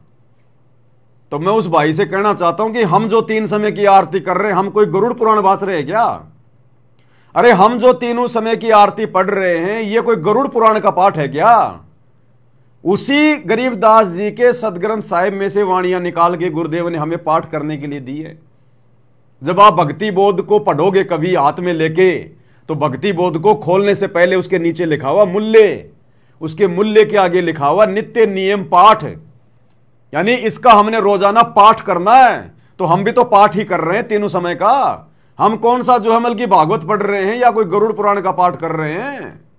हमारा भी तो पाठ ही है ये। और गुरुदेव भगवान का आदेश हो गया संध्या आरती के सरलार्थ में कि 5 ज्योतियां जलाकर परमेश्वर की पूजा की जाती है। अब ये थोड़ी कहेंगे कि मेरी पूजा करो, मैं हूं तुम्हारा परमेश्वर। उसके लिए गुरुदेव ने हमारे को तत्व ज्ञान दे दिया, मनुष्य शरीर दे दिया, सरलार्थ में लिख के दे दिया। अब ढोल बजा के थोड़ी कहेंगे गुरुदेव। तो ये छोटी छोटी शंकाएं हैं भगत भाई बहनों की, और ये बताना बहुत जरूरी है भाई और बहनों, क्योंकि ये भक्ति का प्राइम टाइम चल रहा है इस समय जो परमात्मा रजा बख्श रहे हम सत्सेवकों के ऊपर, सृष्टि में किसी के ऊपर नहीं है। आश्रम वालों को तो काल सिर पर बैठकर निरंतर नीचे की ओर ले जा रहा है, मर्यादा तुड़वा तुड़वा के। उन भाई बहनों का कोई आचरण ठीक नहीं है, कोई उनकी मर्यादा ठीक नहीं है, कोई उनका दीन धर्म ठीक नहीं है। खाली नाम के भगत हैं कि हम संत रामपाल जी के भगत हैं, बाकी मर्यादा किसी की नहीं है, एक की भी ज्ञान आधार नहीं है बिल्कुल भी। लठ वाले जानवर हैं, जिधर से लकड़ी दिखा दो उधर ही हो लेंगे। तो इस समय भाई और बहनों यदि हम नीचे गिर गए तो भाई और बहनों फिर हम कभी जिंदगी में नहीं उठ पाएंगे, युग युग बीत जाएंगे फिर हमारे को। और इस समय अगर किसी ने हिम्मत कर ली, संघर्ष कर लिया, दृढ़ रहा, किसी के तोड़ने से नहीं टूटा, काल के दूत, काल के एजेंट संगत में घुस के भगत बनकर जो बैठे हुए हैं, वो हमारे अंदर शंका पैदा करने का प्रयास करेंगे। तरह तरह की उल्टी सीधी बातें, बीजक की बाता कहे बीजक नाई हाथ, पृथ्वी डुबोण उतरे कर कर मीठी बात। काल ना जाने क्या क्या प्रयत्न करवाएगा। उसको तो आग लग गई, आग कि एक एक घर में एक एक दिन में 10-10 हवन यज्ञ हो रहे हैं, 10-10 हवन यज्ञ। परमात्मा की विधिवत आरती शुरू हो गई, उसके बाग में आग लग गई, तन बदन में आग लग गई, बौखला गया काल पूरी तरह से। वो कोशिश करेगा हमारे मन में शंका पैदा करने की कि मैं जितने सत्सेवकों को तोड़ सकूं तोड़ लूं, अगर 2, 4, 5 भी अगर इस विधि को छोड़कर अगर सात संगति से नीचे गिर गए तो भी मेरे लिए तो बहुत अच्छी बात हो जाएगी। तो वो कोशिश करेगा इस समय भाई और बहनों, लेकिन सुनना किसी की नहीं। सुनो अपनी आत्मा की और अपने गुरुदेव भगवान की, उनके ज्ञान की, उनके सत्संग की, दूसरे की किसी की मत सुनो। और फालतू में किसी से संपर्क मत करो। अब अपनी भक्ति करने का समय है, भक्तों से ज्यादा लाग लपेट करने का समय नहीं है। ज्यादा समय अपना सुमरण, परमात्मा की भक्ति, सत्संग, भक्तों से भी ज्यादा लंबी चौड़ी बात मत किया करो। अब आधा घंटा, 1 घंटे, अब कोई फायदा नहीं है। परमात्मा ने जिन जिन शंकाओं का समाधान जो करवाना था, जो जायज थी, परमात्मा ने हजारों वीडियो बनवा दिए दास के माध्यम से। और दास की ड्यूटी लगा रखी है भगवान ने, हर दूसरे तीसरे दिन में लाइव आए रहा हूं। और पिछले 7 महीने से हम लोग जो है परमात्मा की पुस्तकों पे लाइव आ रहे हैं। अभी बीच में परमात्मा ने एक नई सेवा दे दी, इसलिए दास थोड़ा सा बीच में वीडियो नहीं बना पा रहा। 2, 4, 5 दिन के बाद में जैसे थोड़ा सेवा का बर्डन डाउन होगा, परमात्मा के आशीर्वाद से, मुसलमान नहीं समझे ज्ञान कुरान, उस पुस्तक के ऊपर हम फिर से लाइव आएंगे रात्रि 8 बजे। तो बीच बीच में ऐसी कोई आवश्यकता होगी, कोई संदेशा देना होगा, तो परमात्मा दास को निमित्त बना रहे हैं। आपने कहीं भटकने की जरूरत नहीं है, बार बार कहीं भागने की जरूरत नहीं है। जो भी जानकारी मिलेगी अब सात संगति की वीडियो से मिलेगी। अब आप जाओगे बार बार सात संगति में, कहीं और जाओगे तो आपको क्या मिलेगा? वही बातें मिलेंगी सारी। अब तो हमने अपने घर पर अपने परमात्मा की भक्ति करनी है, कहीं नहीं जाना हमने फालतू में। अब ठीक है, आप किसी काम से जा रहे हो और अपने भगत भाई से मिलने चल गए, वो बात अलग है। स्पेशली मत जाओ आप किसी से मिलने जुलने के लिए, कोई मतलब नहीं। अपनी भक्ति सफल करो। अब सब कुछ दे दिया भगवान ने, ज्ञान दे दिया, पूरी भक्ति विधि दे दी भगवान ने। अब परमात्मा प्रसन्न करो, भटकना नहीं हमारे को। अब आने वाले समय में पूरा विश्व इसी प्रकार से भक्ति करेगा। घर घर होगा बोध विचारा, सकल सृष्टि परवानी कोई। घर घर में परमात्मा की ऐसी भक्ति चलेगी। ये आश्रम वाश्रम कुछ नहीं होंगे। ये तो फालतू में काल भक्तों का समय बर्बाद करवा रहा है, भक्तों का पैसा बर्बाद करवा रहा है। इन पत्थरों में आश्रम जमल की बनवा के दिन रात लग रहे हैं भगत। सीतापुर में आश्रम खुल रहा है, धवली में आश्रम खुल रहा है, महाराष्ट्र में खुल रहा है, पत्थरों में सिर मार रहे हैं सारा दिन वो। और यहां देखो भगवान हमारे से कैसे भक्ति करवा रहे हैं। तो हमने भक्ति करनी, आने वाले समय में ऐसी भक्ति होगी। आश्रमों की भक्ति नहीं है ये। आश्रम की जरूरत तो केवल हमारे गुरुदेव भगवान को केवल इसलिए पड़ी ताकि एक बार अपने बच्चों को बैठा के ज्ञान समझा दूं, या प्रमाण वगैरह में सारे जो मतलब दिखा दूं। ये डीवीडी बन जाए, सीडी बन जाए, उसके बाद फिर ये सोशल मीडिया क्यों दिए गुरुजी ने? ये टीवी, रेडियो, इंटरनेट, मोबाइल क्यों दिए गुरुजी ने? घर बैठ के सुनो सत्संग और अपनी भक्ति करो, धक्के खाने की जरूरत कहां है? तो गुरुदेव के सतलोक जाने के बाद में कोई आश्रम नहीं, कुछ नहीं, अपने घर बैठ के इसी प्रकार से भक्ति होगी। उसी की तो प्रोसीजर परमात्मा ने शुरू करवाई है सात संगतियों के माध्यम से। आज हम सात संगत वाले पिछले 8-10 साल से कहीं नहीं जा रहे, ना किसी आश्रम में धक्के खाने जाते, ना किसी नामदान सेंटर पे जाते हम धक्के खाने, और कोई परमात्मा हमारी मर्यादा नहीं टूटने देता, और बढ़िया परमात्मा हमारे साथ में रहता है, बढ़िया हमारी भक्ति हो रही है। तो आने वाले समय में इसी प्रकार से पूरा विश्व भक्ति करेगा, कहीं धक्के नहीं खाएगा। घर घर में घर घर आश्रम बन जाएंगे, घर घर आश्रम, पांचों यज्ञ घर घर में होंगे, घर घर में। अन्यथा फिर वरना फिर गुरु जी के जाने के बाद फिर वही धंधा बन जाएगा, ये जैसे मंदिर, मस्जिद, चर्च, गुरुद्वारे जो मिलकर धंधा बन गए। और वर्तमान में गुरु जी के रहते सहते गुरु जी के परिवार ने, इन कोऑर्डिनेटरों ने इन आश्रमों को जो मिलकर धंधा बना दिया। तो सोचो गुरु जी के जाने के बाद क्या होगा अगर आश्रम इसी प्रकार से होगा। तो कोई आश्रम नहीं है, घर से बड़ा कोई आश्रम नहीं है। आज हम वो फायदा इन आश्रमों में जाके नहीं उठा सकते जो फायदा हम अपने घर पर भक्ति करके उठा रहे हैं। तो यही प्रोसीजर चलेगी आने वाले समय में। तो अब किसी की मत सुनो, आगे पीछा मत देखो, बिल्कुल भी, बिल्कुल नहीं देखना। केवल अपने भगवान को देख के चलना है, अपनी आत्मा के कल्याण को देख के चलना है। मर्यादा ना टूट जाए, गुरुजी किसी भी पॉइंट पे नाराज ना हो जाए, बस इस बात का विशेष तौर पर ध्यान रखना है। हमने भक्तों को देखना, ना हमने समाज को देखना। भक्तों तक भी केवल इतना ही लगाव रखो कि जिससे हमारा समय ज्यादा बर्बाद ना हो। अगर भक्तों में भी आपस में अगर हमारा प्यार मोह हो गया, लगाव अगर हद से ज्यादा हो गया, हम फंस जाएंगे। ये देखा देखी हो जाएगी, फिर लोकलाज में आ जाएंगे फिर। तो भक्तों की यारी दोस्ती अलग और परमात्मा वाली अलग, ध्यान रखना इस बात का। इसके अलावा जूली बहन की एक ऑडियो आई है, सुन लेते हैं परमात्मा जी के आशीर्वाद से। एक इन्होंने मुझे सुबह भेजी थी, एक अभी शाम को आई है। शाम की मैंने सुनी नहीं है, साथ साथ सुनेंगे। एक पहले आई हुई है, उसको सुन लेते हैं क्या कुछ कहा है।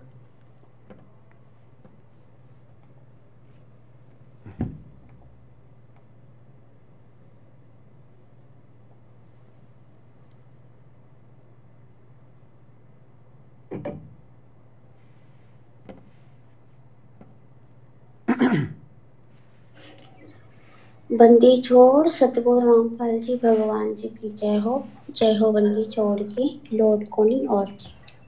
सत्या भाई जी, दासी सुबह परमात्मा जी को छोटी भोग आरती के साथ में भोग लगा रही थी, तो परमात्मा जी ने दिखाया, दासी को मालिक ने दिखाया, दासी बैठी चरणों में परमात्मा जी कह रहे हैं, जो एक बहन ने कल आपसे सवाल किया था ना कि हम वो आरती ले सकते हैं नहीं, तो परमात्मा कह रहे थे कि नहीं, ऐसे हमें आरती नहीं लेनी। परमात्मा जी कह रहे थे जैसे जगत में काल की पूजा लोग करते थे, तब आरती लिया करते थे, वहां तो वो तुम्हें आशीर्वाद नहीं दे रहा ना, इसलिए तुम आरती लिया करते थे। क्या संदेशा दिया गुरुदेव भगवान ने? भाई और बहनों, ये ज्ञान आधारित संदेश हैं, ये परमात्मा की तरफ से आ रहे हैं। ये ना सोचना कि जूली बहन बना बना के भेज रही है। ये बातें मुझ पवन दास के दिमाग में भी नहीं होती हैं, जो परमात्मा जूली बहन के माध्यम से दास तक जो भिजवा रहे हैं। ये ना सोचना कि वो अपनी तरफ से बना बना के भेज रही है। परमात्मा दया करता है तब जाकर ये बुद्धि खुलती है। सो छल छिद्र मैं करूं अपने जन के काज, ना जाने परमात्मा किसको निमित्त बना ले। 650 साल पहले उन पंडितों के भंडारे में उस समय परमात्मा के 64 लाख भगत थे। परमात्मा ने झोटा राम को निमित्त बनाया वेद मंत्र बुलाने के लिए। अपने भक्तों को भी निमित्त बना सकते थे ना, लेकिन उसको जानवर को बनाया निमित्त। तो ये ना सोचना परमात्मा किसी को भी खड़ा करके अपना कोई भी काम करवा सकता है। तो ये संदेश परमात्मा की तरफ से हैं, जूली बहन की केवल आवाज है, ध्यान रखना इन बातों का। तो क्या कह रहे हैं गुरुदेव भगवान की, पहले हम जगत में जब आरती किया करते थे मंदिरों में या फिर अपने घर पर किया करते थे, तो हम लोग यूं आरती लिया करते थे, फिर यूं अपने सिर पे लिया करते थे यूं, या फिर बहुत सारे भाई बहन यूं करते हैं अपने घर की तरफ, यूं ले फुश फुश उधर चली जा जा जा, घूम जा सारे घर में, तो पहले यूं किया करते थे, ये नहीं करना हमने, ये पाखंड है, ढोंग है, कोई लेना देना नहीं है इसका। तो गुरुदेव ने क्या कहा जूली बहन के माध्यम से कि वो बेचारे इसलिए यूं किया करते थे, यूं आशीर्वाद खुद अपने हाथों से लिया करते थे। क्यों? क्योंकि वो देवता उनके, वो पत्थरों के, उनके भगवान वो पत्थरों के, ना चले ना बोले ना कोई हाथ उठावे, तो उनको आशीर्वाद नहीं मिलता था उन देवताओं की तरफ से, उस पूजा पाठ से, उन मंदिरों में। इसलिए बेचारे मजबूरी में अपने हाथों से आशीर्वाद लिया करते थे कि ये देवता तो हाथ उठा ही नहीं रहे, ये देवता तो कभी आशीर्वाद देते नहीं, काम हमारे सारे बिगड़ते जा रहे हैं, खुद ही ले लो। अब यहां तो परमात्मा छप्पर फाड़ के आशीर्वाद दे रहा है, मैं छप्पर फाड़ के, ये सूक्ष्म भक्ति है, सत भक्ति। तो अब हमने अपने हाथों से आरती लेने की जरूरत नहीं है, और ना अपने घर में फैलाने की जरूरत नहीं है कि जा फैल जा, चारों तरफ फैल जा घर में। अब ये ड्रामेबाजियां करने की जरूरत नहीं है, हमने सिंपल तरीके से परमेश्वर की आरती उतारनी है। उसके बाद में कहीं भी रख दो इस थाली को, चाहे दरबार में रख दो, चाहे कहीं और रख दो अलग। और जब ये घी पूरा साफ हो जाए तो बत्तियां निकाल के डब्बे में डाल दो, सुबह फिर नई बत्ती डाल लो। तो इससे क्या होगा? हमारी भक्ति नष्ट होगी। आगे गुरुदेव भगवान ने बताया कि बच्चों, यदि तुम ऐसा करोगे यूं इस प्रकार से, तो तुम्हारी भक्ति नष्ट होगी। तुम खुद ही अपने आप को आशीर्वाद दे रहे हो तो तुम पंचर हो जाओगे। क्या तुम्हें विश्वास नहीं है कि तुम्हारा भगवान तुम्हें आशीर्वाद नहीं दे रहा? क्या तुम्हारा भगवान कोई पत्थर का है? क्या तुम्हारा भगवान कोई डमी गॉड है क्या, जिसको पता नहीं होगा? सारी सृष्टि का मालिक है, सर्वशक्तिमान है, अंतर्यामी है। उसकी आरती उतारते समय हमने अपने हाथों से आशीर्वाद नहीं लेना है। भगवान का आशीर्वाद तो निरंतर हमारे ऊपर बरसता रहता है, यदि हम मर्यादा में रह के भक्ति कर रहे हैं तो गुरुदेव भगवान का आशीर्वाद तो 24 घंटे हमारे साथ में है। तो गुरुदेव भगवान ने फिर एग्जाम्पल भी दिया कि बच्चों, इसका नुकसान होता है, अपने हाथों से आरती लेकर आशीर्वाद लेने का नुकसान। एग्जाम्पल दिया गुरुदेव ने भस्मासुर का। अन्यथा फिर बहुत सारे लोग कहेंगे इसमें क्या दिक्कत हो रही है, अगर यूं ले लेंगे तो क्या दिक्कत होगी, हमारे तो हाथ हैं। तो गुरुदेव ने भस्मासुर का एग्जाम्पल दिया कि वो भस्मासुर का ही हाथ था जिसने अपने सर पर रखा था, और परमात्मा बोले भस्म, उसी समय भस्म हो गया, राख बन गई, खुद का ही तो हाथ था। इसलिए हम भक्तों ने अपना हाथ नहीं रखना। जब भस्मासुर अपने खुद के हाथ से भस्म हो सकता है, तो अपने हाथ से आशीर्वाद लेंगे तो मर्यादा नहीं टूटेगी क्या? हमने तो भगवान के अलावा किसी और का आशीर्वाद नहीं लेना। हम तो भगत है, हम तो भिखारी है, आशीर्वाद तो भगवान देंगे गुरुदेव, और गुरुदेव भगवान का आशीर्वाद निरंतर हमारे ऊपर वैसे बरसता है। तो अब हमने ये नहीं करना, छोड़ देना पछलियों की रीत सतगुरु उतारेंगे। ये पहले वालों की ये परंपराएं हैं, ये रीतियां हैं बिना ज्ञान के। जिसने जैसा बता दिया, हमारे दादा परदादा बेचारे अनपढ़ बुजुर्ग वैसा ही करने लग जाया करते थे। तो ये परंपराएं हैं, रीति रिवाज है फालतू की, हमने इनको अपनी पूजा में शामिल नहीं करना है। तो इन चीजों का ध्यान रखना है। नहीं तुम्हारा कोई गुरु था तुम्हें आशीर्वाद देता, पर यहाँ तुम्हें आशीर्वाद की कौन सी कमी है? 24 घंटे तुम्हारे ऊपर, 24 घंटे परमात्मा की मेहर बरसती है, उनकी जो ऊर्जा है परमात्मा की, आशीर्वाद तुम्हारे 24 घंटा ऊपर छत्र छाया रहती है, और आशीर्वाद परमात्मा का 24 घंटा तुम्हारे सर पे रहता है, मालिक की ऊर्जा निकलती रहती। इस तरह से अच्छा नहीं है। देखो, आप आरती परमात्मा को उतारोगे, उससे अपने सर पे ले जाओगे। जैसे कि पवन बेटा अंकल बताया, उसने ठीक कहा कि ये तो फिर हमारे सर पे हाथ जाएंगे, तो हमारा जितना हम कमाते जाएंगे उतना ही गमाते जाएंगे। जैसे कि भस्मासुर ने वरदान पाया था ना, कितनी मेहनत, उसने कितनी घोर तपस्या, कठिन तपस्या करी थी, और उसका क्या, उसका अंत हुआ, उसने खुद के सर पे अपने हाथ रख लिया। इस तरह से जैसे तुम अपनी भक्ति कमाते जाओगे, और जब तुम आरती अपने गुरुदेव जी को उतारा करोगे, उसी समय अपना तुम आशीर्वाद लिया करोगे, तो इससे तुम्हारी भक्ति खत्म होती जाएगी। अब ये भस्मासुर वाला कितना जबरदस्त एग्जाम्पल है। ये परमात्मा के आशीर्वाद बिना जीव के दिमाग में नहीं आ सकता। तो उस बहन को परमात्मा ही सब कुछ बुलवा रहे हैं, लेकिन साथ में आप और हमारा फर्ज बनता है हम उसकी प्रत्येक बात पर विश्वास ना करें। दास ऑडियो सुनता है लेकिन प्रत्येक बात पे नहीं। जो बातें गुरुदेव के ज्ञान आधार से बिल्कुल परफेक्ट होती हैं, दास केवल उन्हीं को मानता है। हमने बिल्कुल अंधा होके विश्वास नहीं करना। भले परमात्मा ही बुलवा रहे हैं, अंधा होके नहीं, अंधा होके बैठ जाएंगे तो बीच में फिर गलतियां हजार कर जाएंगे। जैसे आश्रमों से जुड़ी हुई संगत, गुरुजी का परिवार, उनके बेटा बेटी, भाई बंधु, रिश्तेदार, कोऑर्डिनेटर, जो मर्जी आदेश निकाल दो, संगत कभी विचार ही नहीं करती, फिर हमारा बेड़ा गर्क हो जाएगा। तो सुनो सबकी, लेकिन करो परमात्मा की, जो उनका ज्ञान कहता है, जो उनका सत्संग करता है, जो उनकी मर्यादा कहती है। और बाकी परमात्मा की दास ने ड्यूटी लगाई रखी है, थोड़ी बहुत बुद्धि परमात्मा ने दास को भी दे रखी है, दास उसका निष्कर्ष निकाल के आपको बता ही देता है। तुम्हारे पास कुछ नहीं बचेगा। काल यही तो चाहता सच्चम चाल खेल खेलता है। ये हमारी प्रेरणा नहीं, काल की प्रेरणा है। और एक बात का और ध्यान रखना है, जैसे बहुत से बच्चे होते ना, आरती करने के बाद फिर वो मानसिक रूप से भी आरती ले लिया करते, और हमें उस तरह से भी नहीं लेनी है। और कोई आगे सर झुका देता है, परमात्मा के चरणों में सर झुके तो ठीक है, पर आशीर्वाद के लिए झुके कि मतलब हम इससे झुके। अगर हम हाथों से वो ज्योति का आशीर्वाद अपने सर पे ले जाएंगे तो मर्यादा खंड होगी। तो हम मतलब कई बार क्या होता है, जैसे अब गलतियां हैं भाई और बहनों, धीरे धीरे हम आगे बढ़ेंगे। हम सब जीव हैं, 2 कोटि के प्राणी हैं, अपने आप में कोई परफेक्ट तो है ही नहीं यहाँ पर भगवान के अलावा। जैसे कई बार क्या होता है कि भाई बहन जैसे परमात्मा को दंडोत करते हैं, फिर परमात्मा की जो चरण पादुकाएं होती हैं, उन चरण पादुकाओं को यूं हाथ रख के फिर हम अपने सर पर लेते हैं, यूं। तो ये नहीं करना हमने बिल्कुल भी।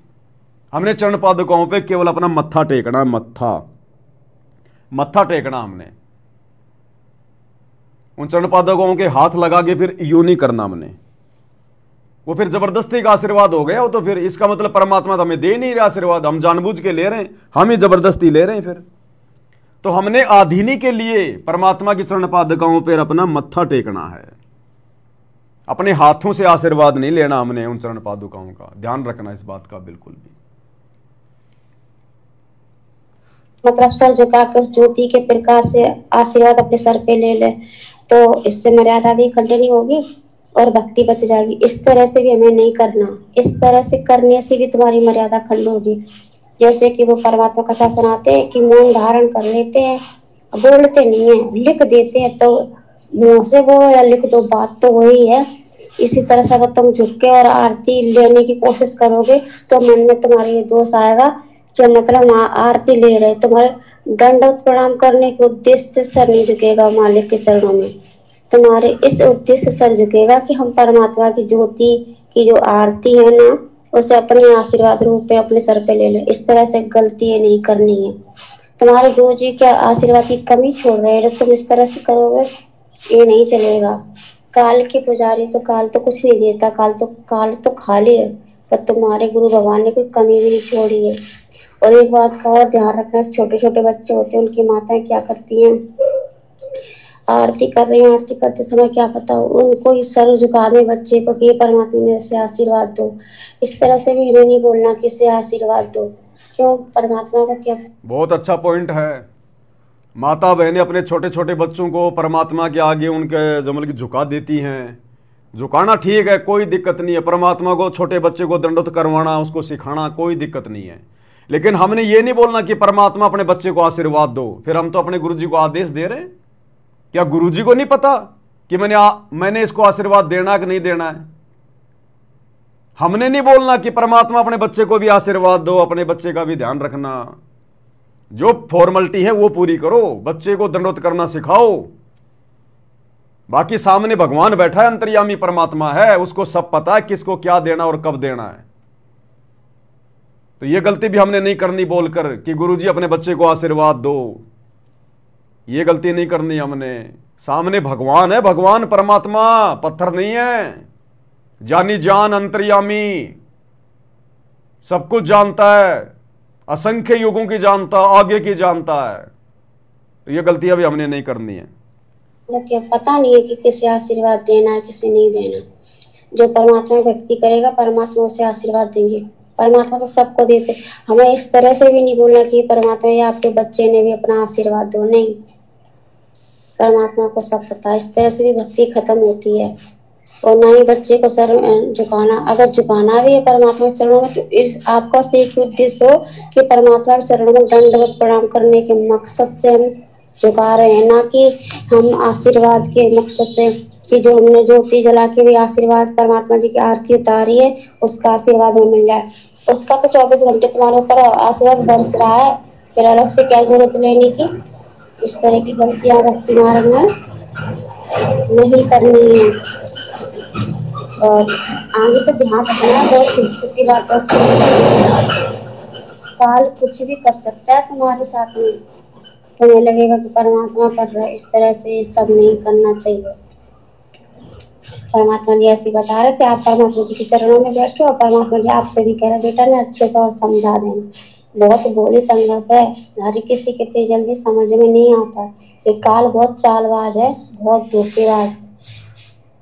आपके गुरु जी को नहीं जब प्रथम बार आया तो उससे कैसे वचन भरवा लिया था, फिर कह रहा था जाओ जोग जीत संसारा, कहना वचन कहना मान।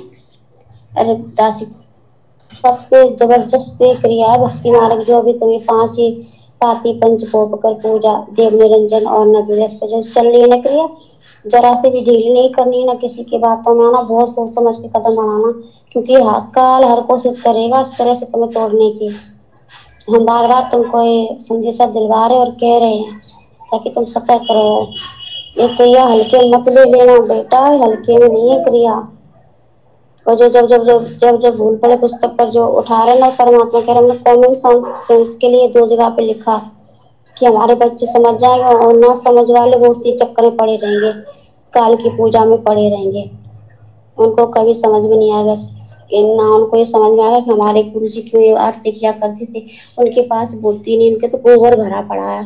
और हमारे वो जो बच्चे हीरे मोती थे वो समझ गए, और जो भगोले हैं तो वो तो कीड़े खाते रहे। भगोले मैनेजमेंट वालों को बता रहा जो मतलब सवाल जवाब कर रहे हैं, और जब जब बोल पड़े पुस्तक पर पढ़े रहेंगे। परमात्मा कहते तुम्हारे भगवान परीक्षा लेने के लिए एक शब्द को 2 जगह लिख देते हैं अलग अलग।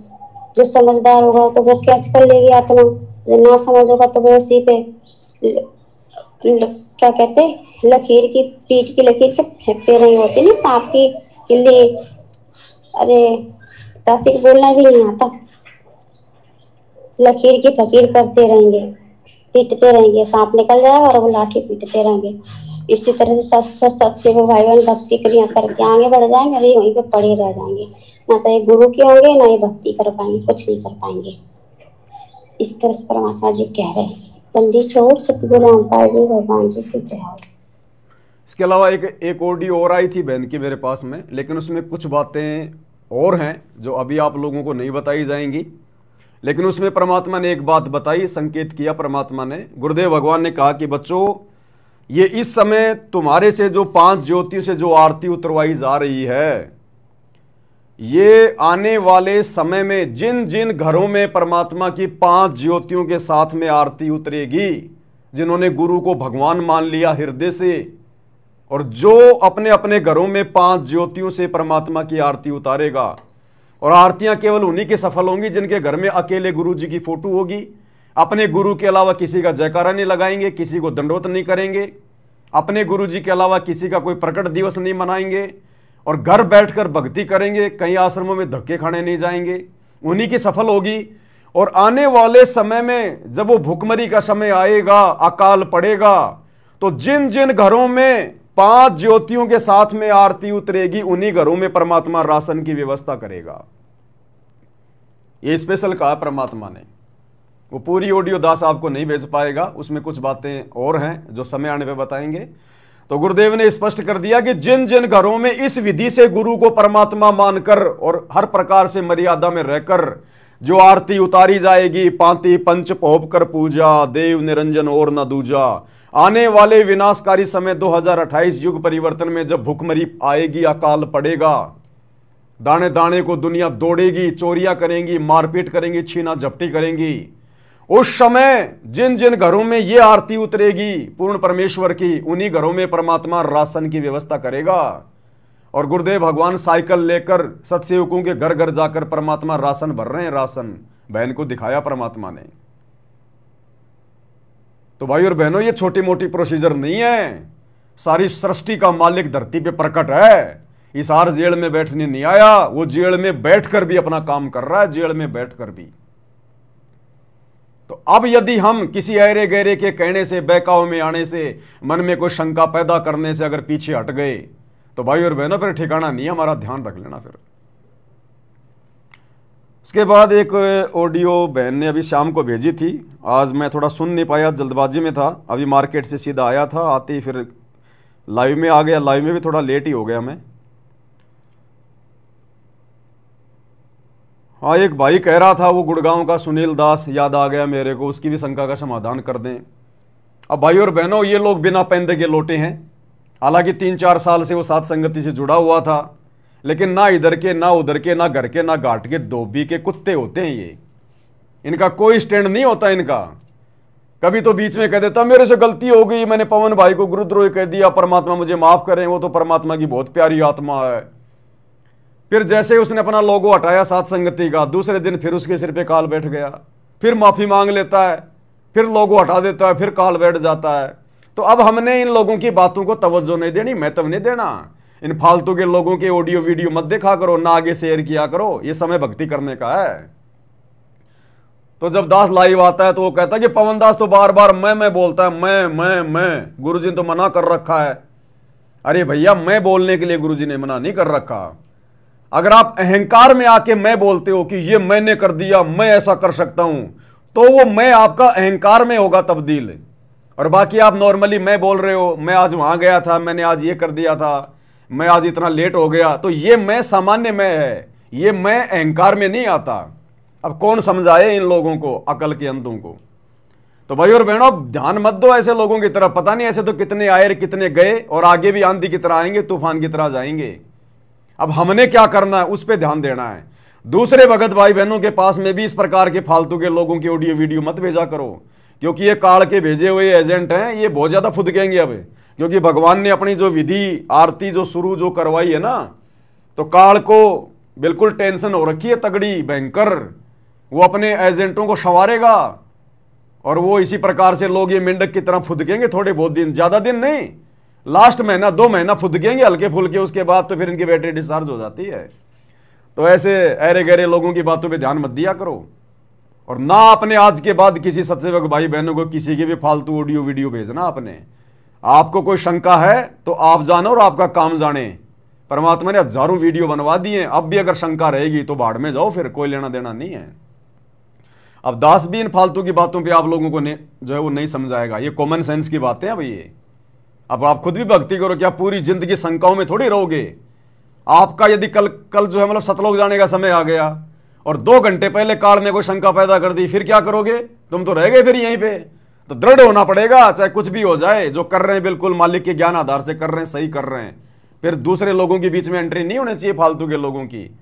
ये इस प्रकार के काल के एजेंट तो गुरु जी के समय भी थे, आज भी हैं और आगे भी रहेंगे ये तो, क्योंकि ये काल का लोक है, 21 ब्रह्मांड है ये।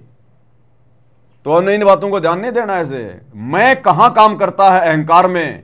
जब आदमी अहंकार में आके, मान बढ़ाई में आके बोलता है कि मैं ये कर सकता हूं, मैंने ये कर दिया, मेरे बिना ये कोई जो है वो नहीं कर सकता, तो फिर वो आपका मैं अहंकार में आ जाता है। और एक नॉर्मली भगत जी आज आप कहां गए थे, अरे मैं आज वहां जाके आया था, मैं आज थोड़ा लेट हो गया, तो ये तो हमारे नॉर्मल बोलचाल के शब्द है, ये मैं अहंकार में नहीं आते। तो ध्यान रखा करो इन चीजों का। अब हम लोग पहले सुना करते थे रामचंद्र और रावण के विषय में, रामचंद्र और रावण के विषय में। तो जब रामचंद्र जी रावण पर विजय प्राप्त करके अयोध्या में आए तो लोगों ने उनको बधाइयां दी और कहा जी आपने रावण मार दिया, आपने रावण मार दिया, आपने रावण मार दिया। तो रामचंद्र जी ने क्या कहा कि रावण को मैंने नहीं मारा, रावण को मैंने नहीं मारा, रावण को मैंने मारा, रावण को मैंने नहीं मारा। मैंने यानी मैं रामचंद्र, मैंने रावण को नहीं मारा, रावण को मैंने मारा। मैं यानी अहंकार, रावण को अहंकार ने मारा, रावण को मैंने मारा। तो दोनों शब्द सेम है, लेकिन दोनों का जो अर्थ है वो क्या है। एक तो रामचंद्र कह रहा है, जब लोगों ने कहा कि आपने रावण मार दिया, तो रामचंद्र बोला रावण को मैंने नहीं मारा।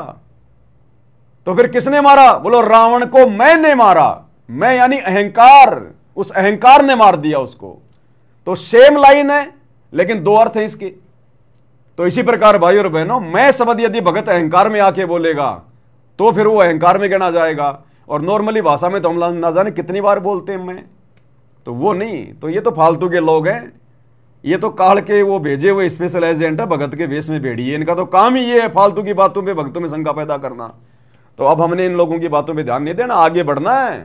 भगत जाओ बाढ़ में, दास शुरू से बोलता आ रहा है, भगत जाओ बाढ़ में। कौन से भगत है जो भक्ति नहीं करना चाहते, फालतू की बकवादों में ज्यादा ध्यान देते हैं, वो जाओ बाढ़ में। हमने आगे बढ़ना है निरंतर भक्ति मार्ग पर।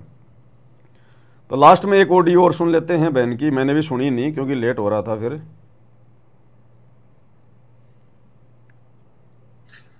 बंदी छोड़ सतगुरु रामपाल जी भगवान जी की जय हो।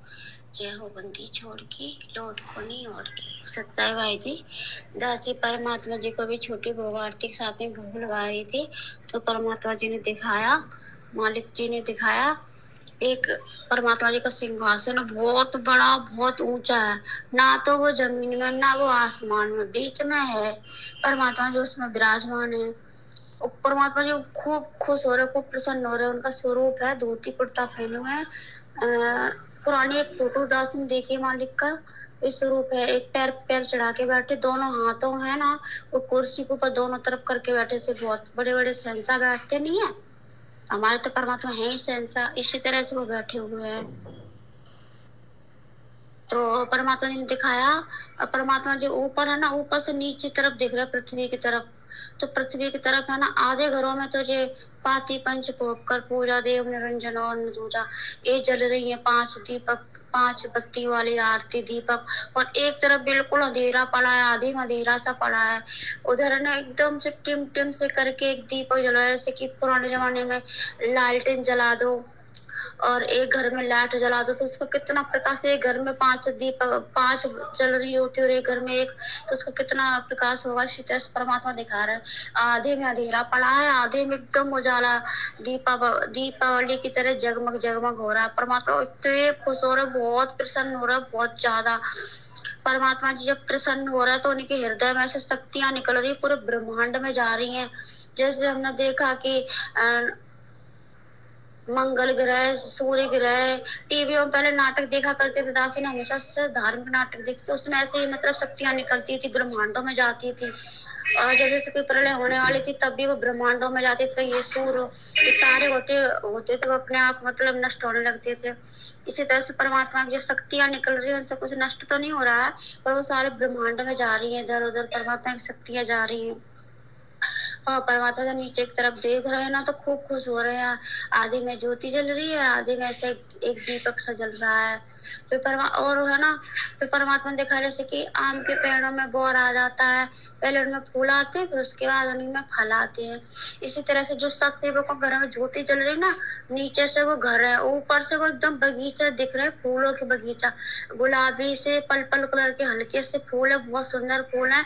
मतलब जो सत्सेवक को घर है ना वो फूल सा दिख रहा है पूरा, मतलब फूल ही फूल है। वो बगीचा है, जो घर है ना वो फूल का घर है।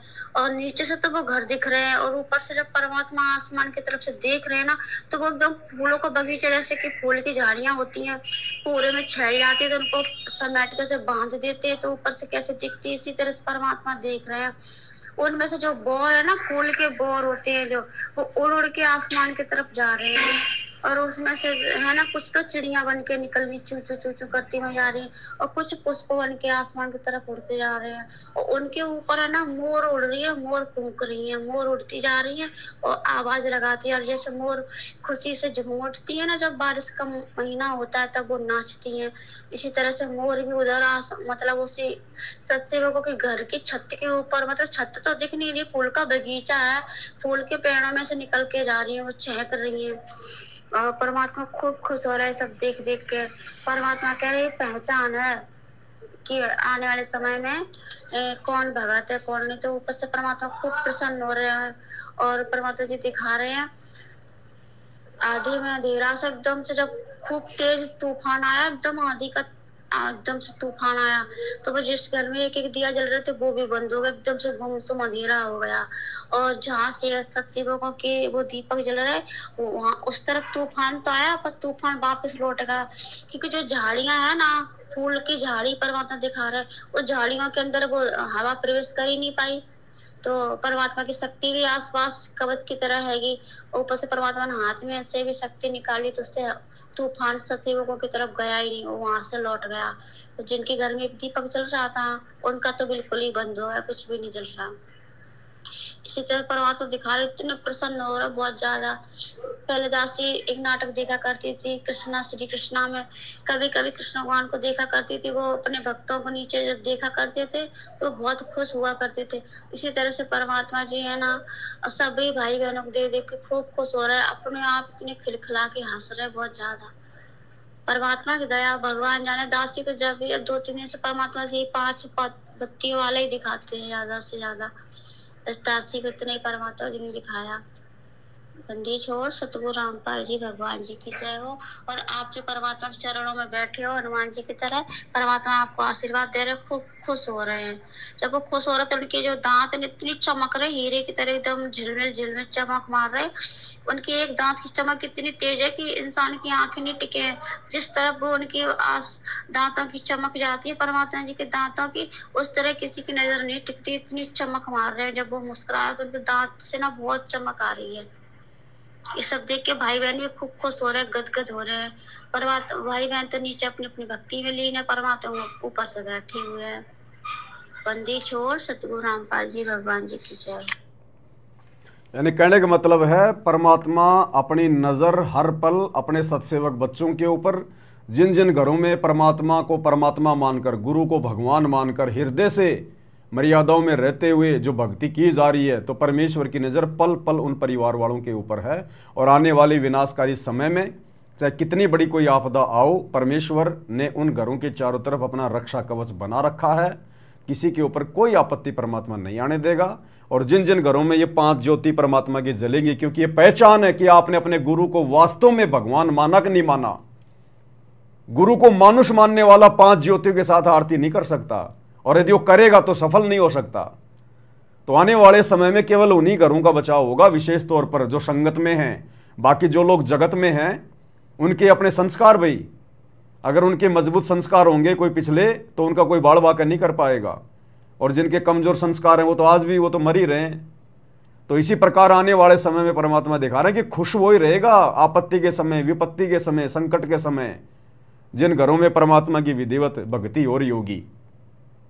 अन्यथा मान लो आज भगवान की हम विधिवत भक्ति कर रहे हैं, गुरु को परमात्मा मानकर, हमारे साथ भी अगर कल को वैसा ही हो गया तो फिर भगवान फिर है कहां धरती पे। लेकिन भाई परमात्मा उस अंतर को स्पष्ट करेगा कि पूर्ण परमात्मा की भक्ति करने वाले, गुरु को परमात्मा मानकर भक्ति करने वालों के क्या ठाट होते हैं, क्या सुख होते हैं, और कैसे परमात्मा उनकी आपत्तियां टालता है। और जो लोग फालतू के काम कर रहे हैं, भगत होकर भी मर्यादा तोड़कर दुनिया के बास्केटबॉल में जा रहे हैं, भंडारा लगा रहे हैं, स्टेडियम बना रहे हैं, गुंडों की सीबीआई जांच करवा रहे हैं, दुनिया भर की नौटंकी कर रहे हैं, तो उनके साथ में क्या होगा। भक्तों में भी पता चलेगा मर्यादा तोड़कर भक्ति करने वालों के साथ क्या होगा, और गुरु को परमात्मा मानकर विधिवत भक्ति करने वालों के साथ में क्या होगा आने वाले समय में। तो ये आरती असल में हमारी अब सफल हो रही है भाइयों और बहनों। हम पढ़ते हैं ना, खंड खंड में आरती गाजे सकलमयी हर ज्योत विराजे। तो गुरुदेव भगवान ने बताया कि अब ये तुम्हारी आरती ब्रह्मांडों में गूंज रही है, खंड खंड में, क्योंकि अब तुमने विधिवत आरती करना शुरू किया है। पांति पंच पोप कर पूजा, देव निरंजन और न दूजा, खंड खंड में आरती गाजे सकलमयी हर ज्योत विराजे। अब ये आरती जो हम इस विधि से कर रहे हैं गुरु को परमात्मा मानकर, अब ये आरती खंड खंड में जा रही है, इसकी आवाज खंड खंड में ब्रह्मांडों में, और इसका प्रकाश ज्योति सकल ब्रह्मांडों में छा रही है। अब देवी देवता भी प्रसन्न हो रहे हैं, प्रसन्न, क्योंकि ये टहनियां हैं और टहनियों के ऊपर ही फल लगते हैं। अब देखना आने वाले समय में सत्सेवक बच्चों के घरों में, परमात्मा के सत्सेवक बच्चों के घरों में जो फल लगेंगे, जो संघर्ष परमात्मा ने हमसे करवाया है 8-10 साल में, इन लोगों की गाड़ियां खा खा के, जेल जा जा के, मुकदमे लगवा के, हर प्रकार से इन्होंने तोड़ने का प्रयास किया, लेकिन हम लोग जो बल्कि डटे रहे साथ संगति में। अब देखना आने वाले समय में इन टहनियों पे परमात्मा कैसे फल लगाता है, तब पता चलेगा इन आश्रम वाले भक्तों को और इसको दुनिया वालों को कि क्या होती है मर्यादित भक्ति, गुरु भगवान होता है या कोई और होता है, तब पता चलेगा इनको आने वाले समय में। इनको पता चले ना चले भाई और बहनों, हमें तो पता चल गया। अपने तो इसी पर आप और हमें तो इसी प्रकार से दृढ़ होकर भक्ति मार्ग पर आगे बढ़ना है। बाकी बीच बीच में दास को जैसे परमात्मा प्रेरणा करेंगे, दास आप सभी भगत भाई बहनों को संदेशा देता रहेगा। दास की तो ड्यूटी यही लगा रखी है भगवान ने। बाकी जिन भगत भाई बहनों के पास में अभी तक संदेशा नहीं पहुंचा है पूजा के थाल के विषय में, तो दास का नंबर है 82 73 84 95 60। इस नंबर पर आप जी अपना पूरा पता पिन कोड के नंबर के साथ व्हाट्सएप कर दो। जिन्होंने अपना पता भेज दिया है, दास की तरफ से ओके लिख के जो है वो चला गया है, जिन जिन भाई बहनों ने मुझे वो पता भेज दिया और मैंने नीचे उसके जवाब में लिख दिया ओके, उसके बाद दोबारा अपने एड्रेस नहीं भेजना। फिर दास आपके पास फोन करेगा या कोई और भाई बहन आपको फोन करेंगे, आपके एड्रेस को कंफर्म करेंगे वो, और पेमेंट आपने केवल दास के मोबाइल नंबर पे भेजना है। जो भाई बहन आपको फोन कर रहे हैं वो भी दास के लिए बोल रहे हैं, तो मन में ऐसी कोई शंका पैदा मत करना कि भाई हमारी हम जो पूजा का थाल जो मंगवा रहे हैं उसका पैसा कहीं और चला जाए। कहीं नहीं जाने वाला, परमात्मा के चरणों में रहेगा, दास के पास ही आएगा, कोई टेंशन की बात नहीं है। दास के दोनों मोबाइल नंबर आपके पास में है, 82 73 84 95 60। इसी पर मेरा फोन पे चलता है, पेटीएम चलता है, गूगल पे चलता है। आपने जो सामान मंगवाना है उसका पैसा आपने मेरे ही नंबर पे आपने डालना है। तो आज के वीडियो में भाई और बहनों केवल इतना ही। परमात्मा का हम कोटि कोटि दंडवत धन्यवाद करते हैं जो परमेश्वर ने हमें समय दिया अपनी महिमा के लिए। तो कुछ और बातें जो परमात्मा प्रेरणा करेंगे, जो आवश्यक होंगी, दास आपको बीच बीच में आकर लाइव बताता रहेगा, ताकि हम कोई गलती करने से बचें। इस समय अगर गलती हो गई तो लेने के देने पड़ जाएंगे, लेने के देने, क्योंकि परमात्मा ने आप और हमारी आंखें खोली हैं, और आंखें खुलने के बाद यदि हम कोई गलत रास्ते पे जाएंगे तो भाई और बहनों फिर परमात्मा माफ नहीं करेगा। आश्रम वालों का तो बेड़ा गर्क हुआ पड़ा है, वो तो जमीन में धसे पड़े हैं, उनको होश नहीं है, बिल्कुल भी भांग के नशे में है। आप और हमारी परमात्मा ने बुद्धि खोली है, चेतना जागृत की है, अब हमने पीछे कदम नहीं उठाना। तो आज के वीडियो में केवल इतना ही। बंदी छोड़ सतगुरु रामपाल जी भगवान की जय हो। चल पे डट गे, कट गे फंद 84 के, कट गे फंद 84 के, कट गे फंद 84 के। भाई जो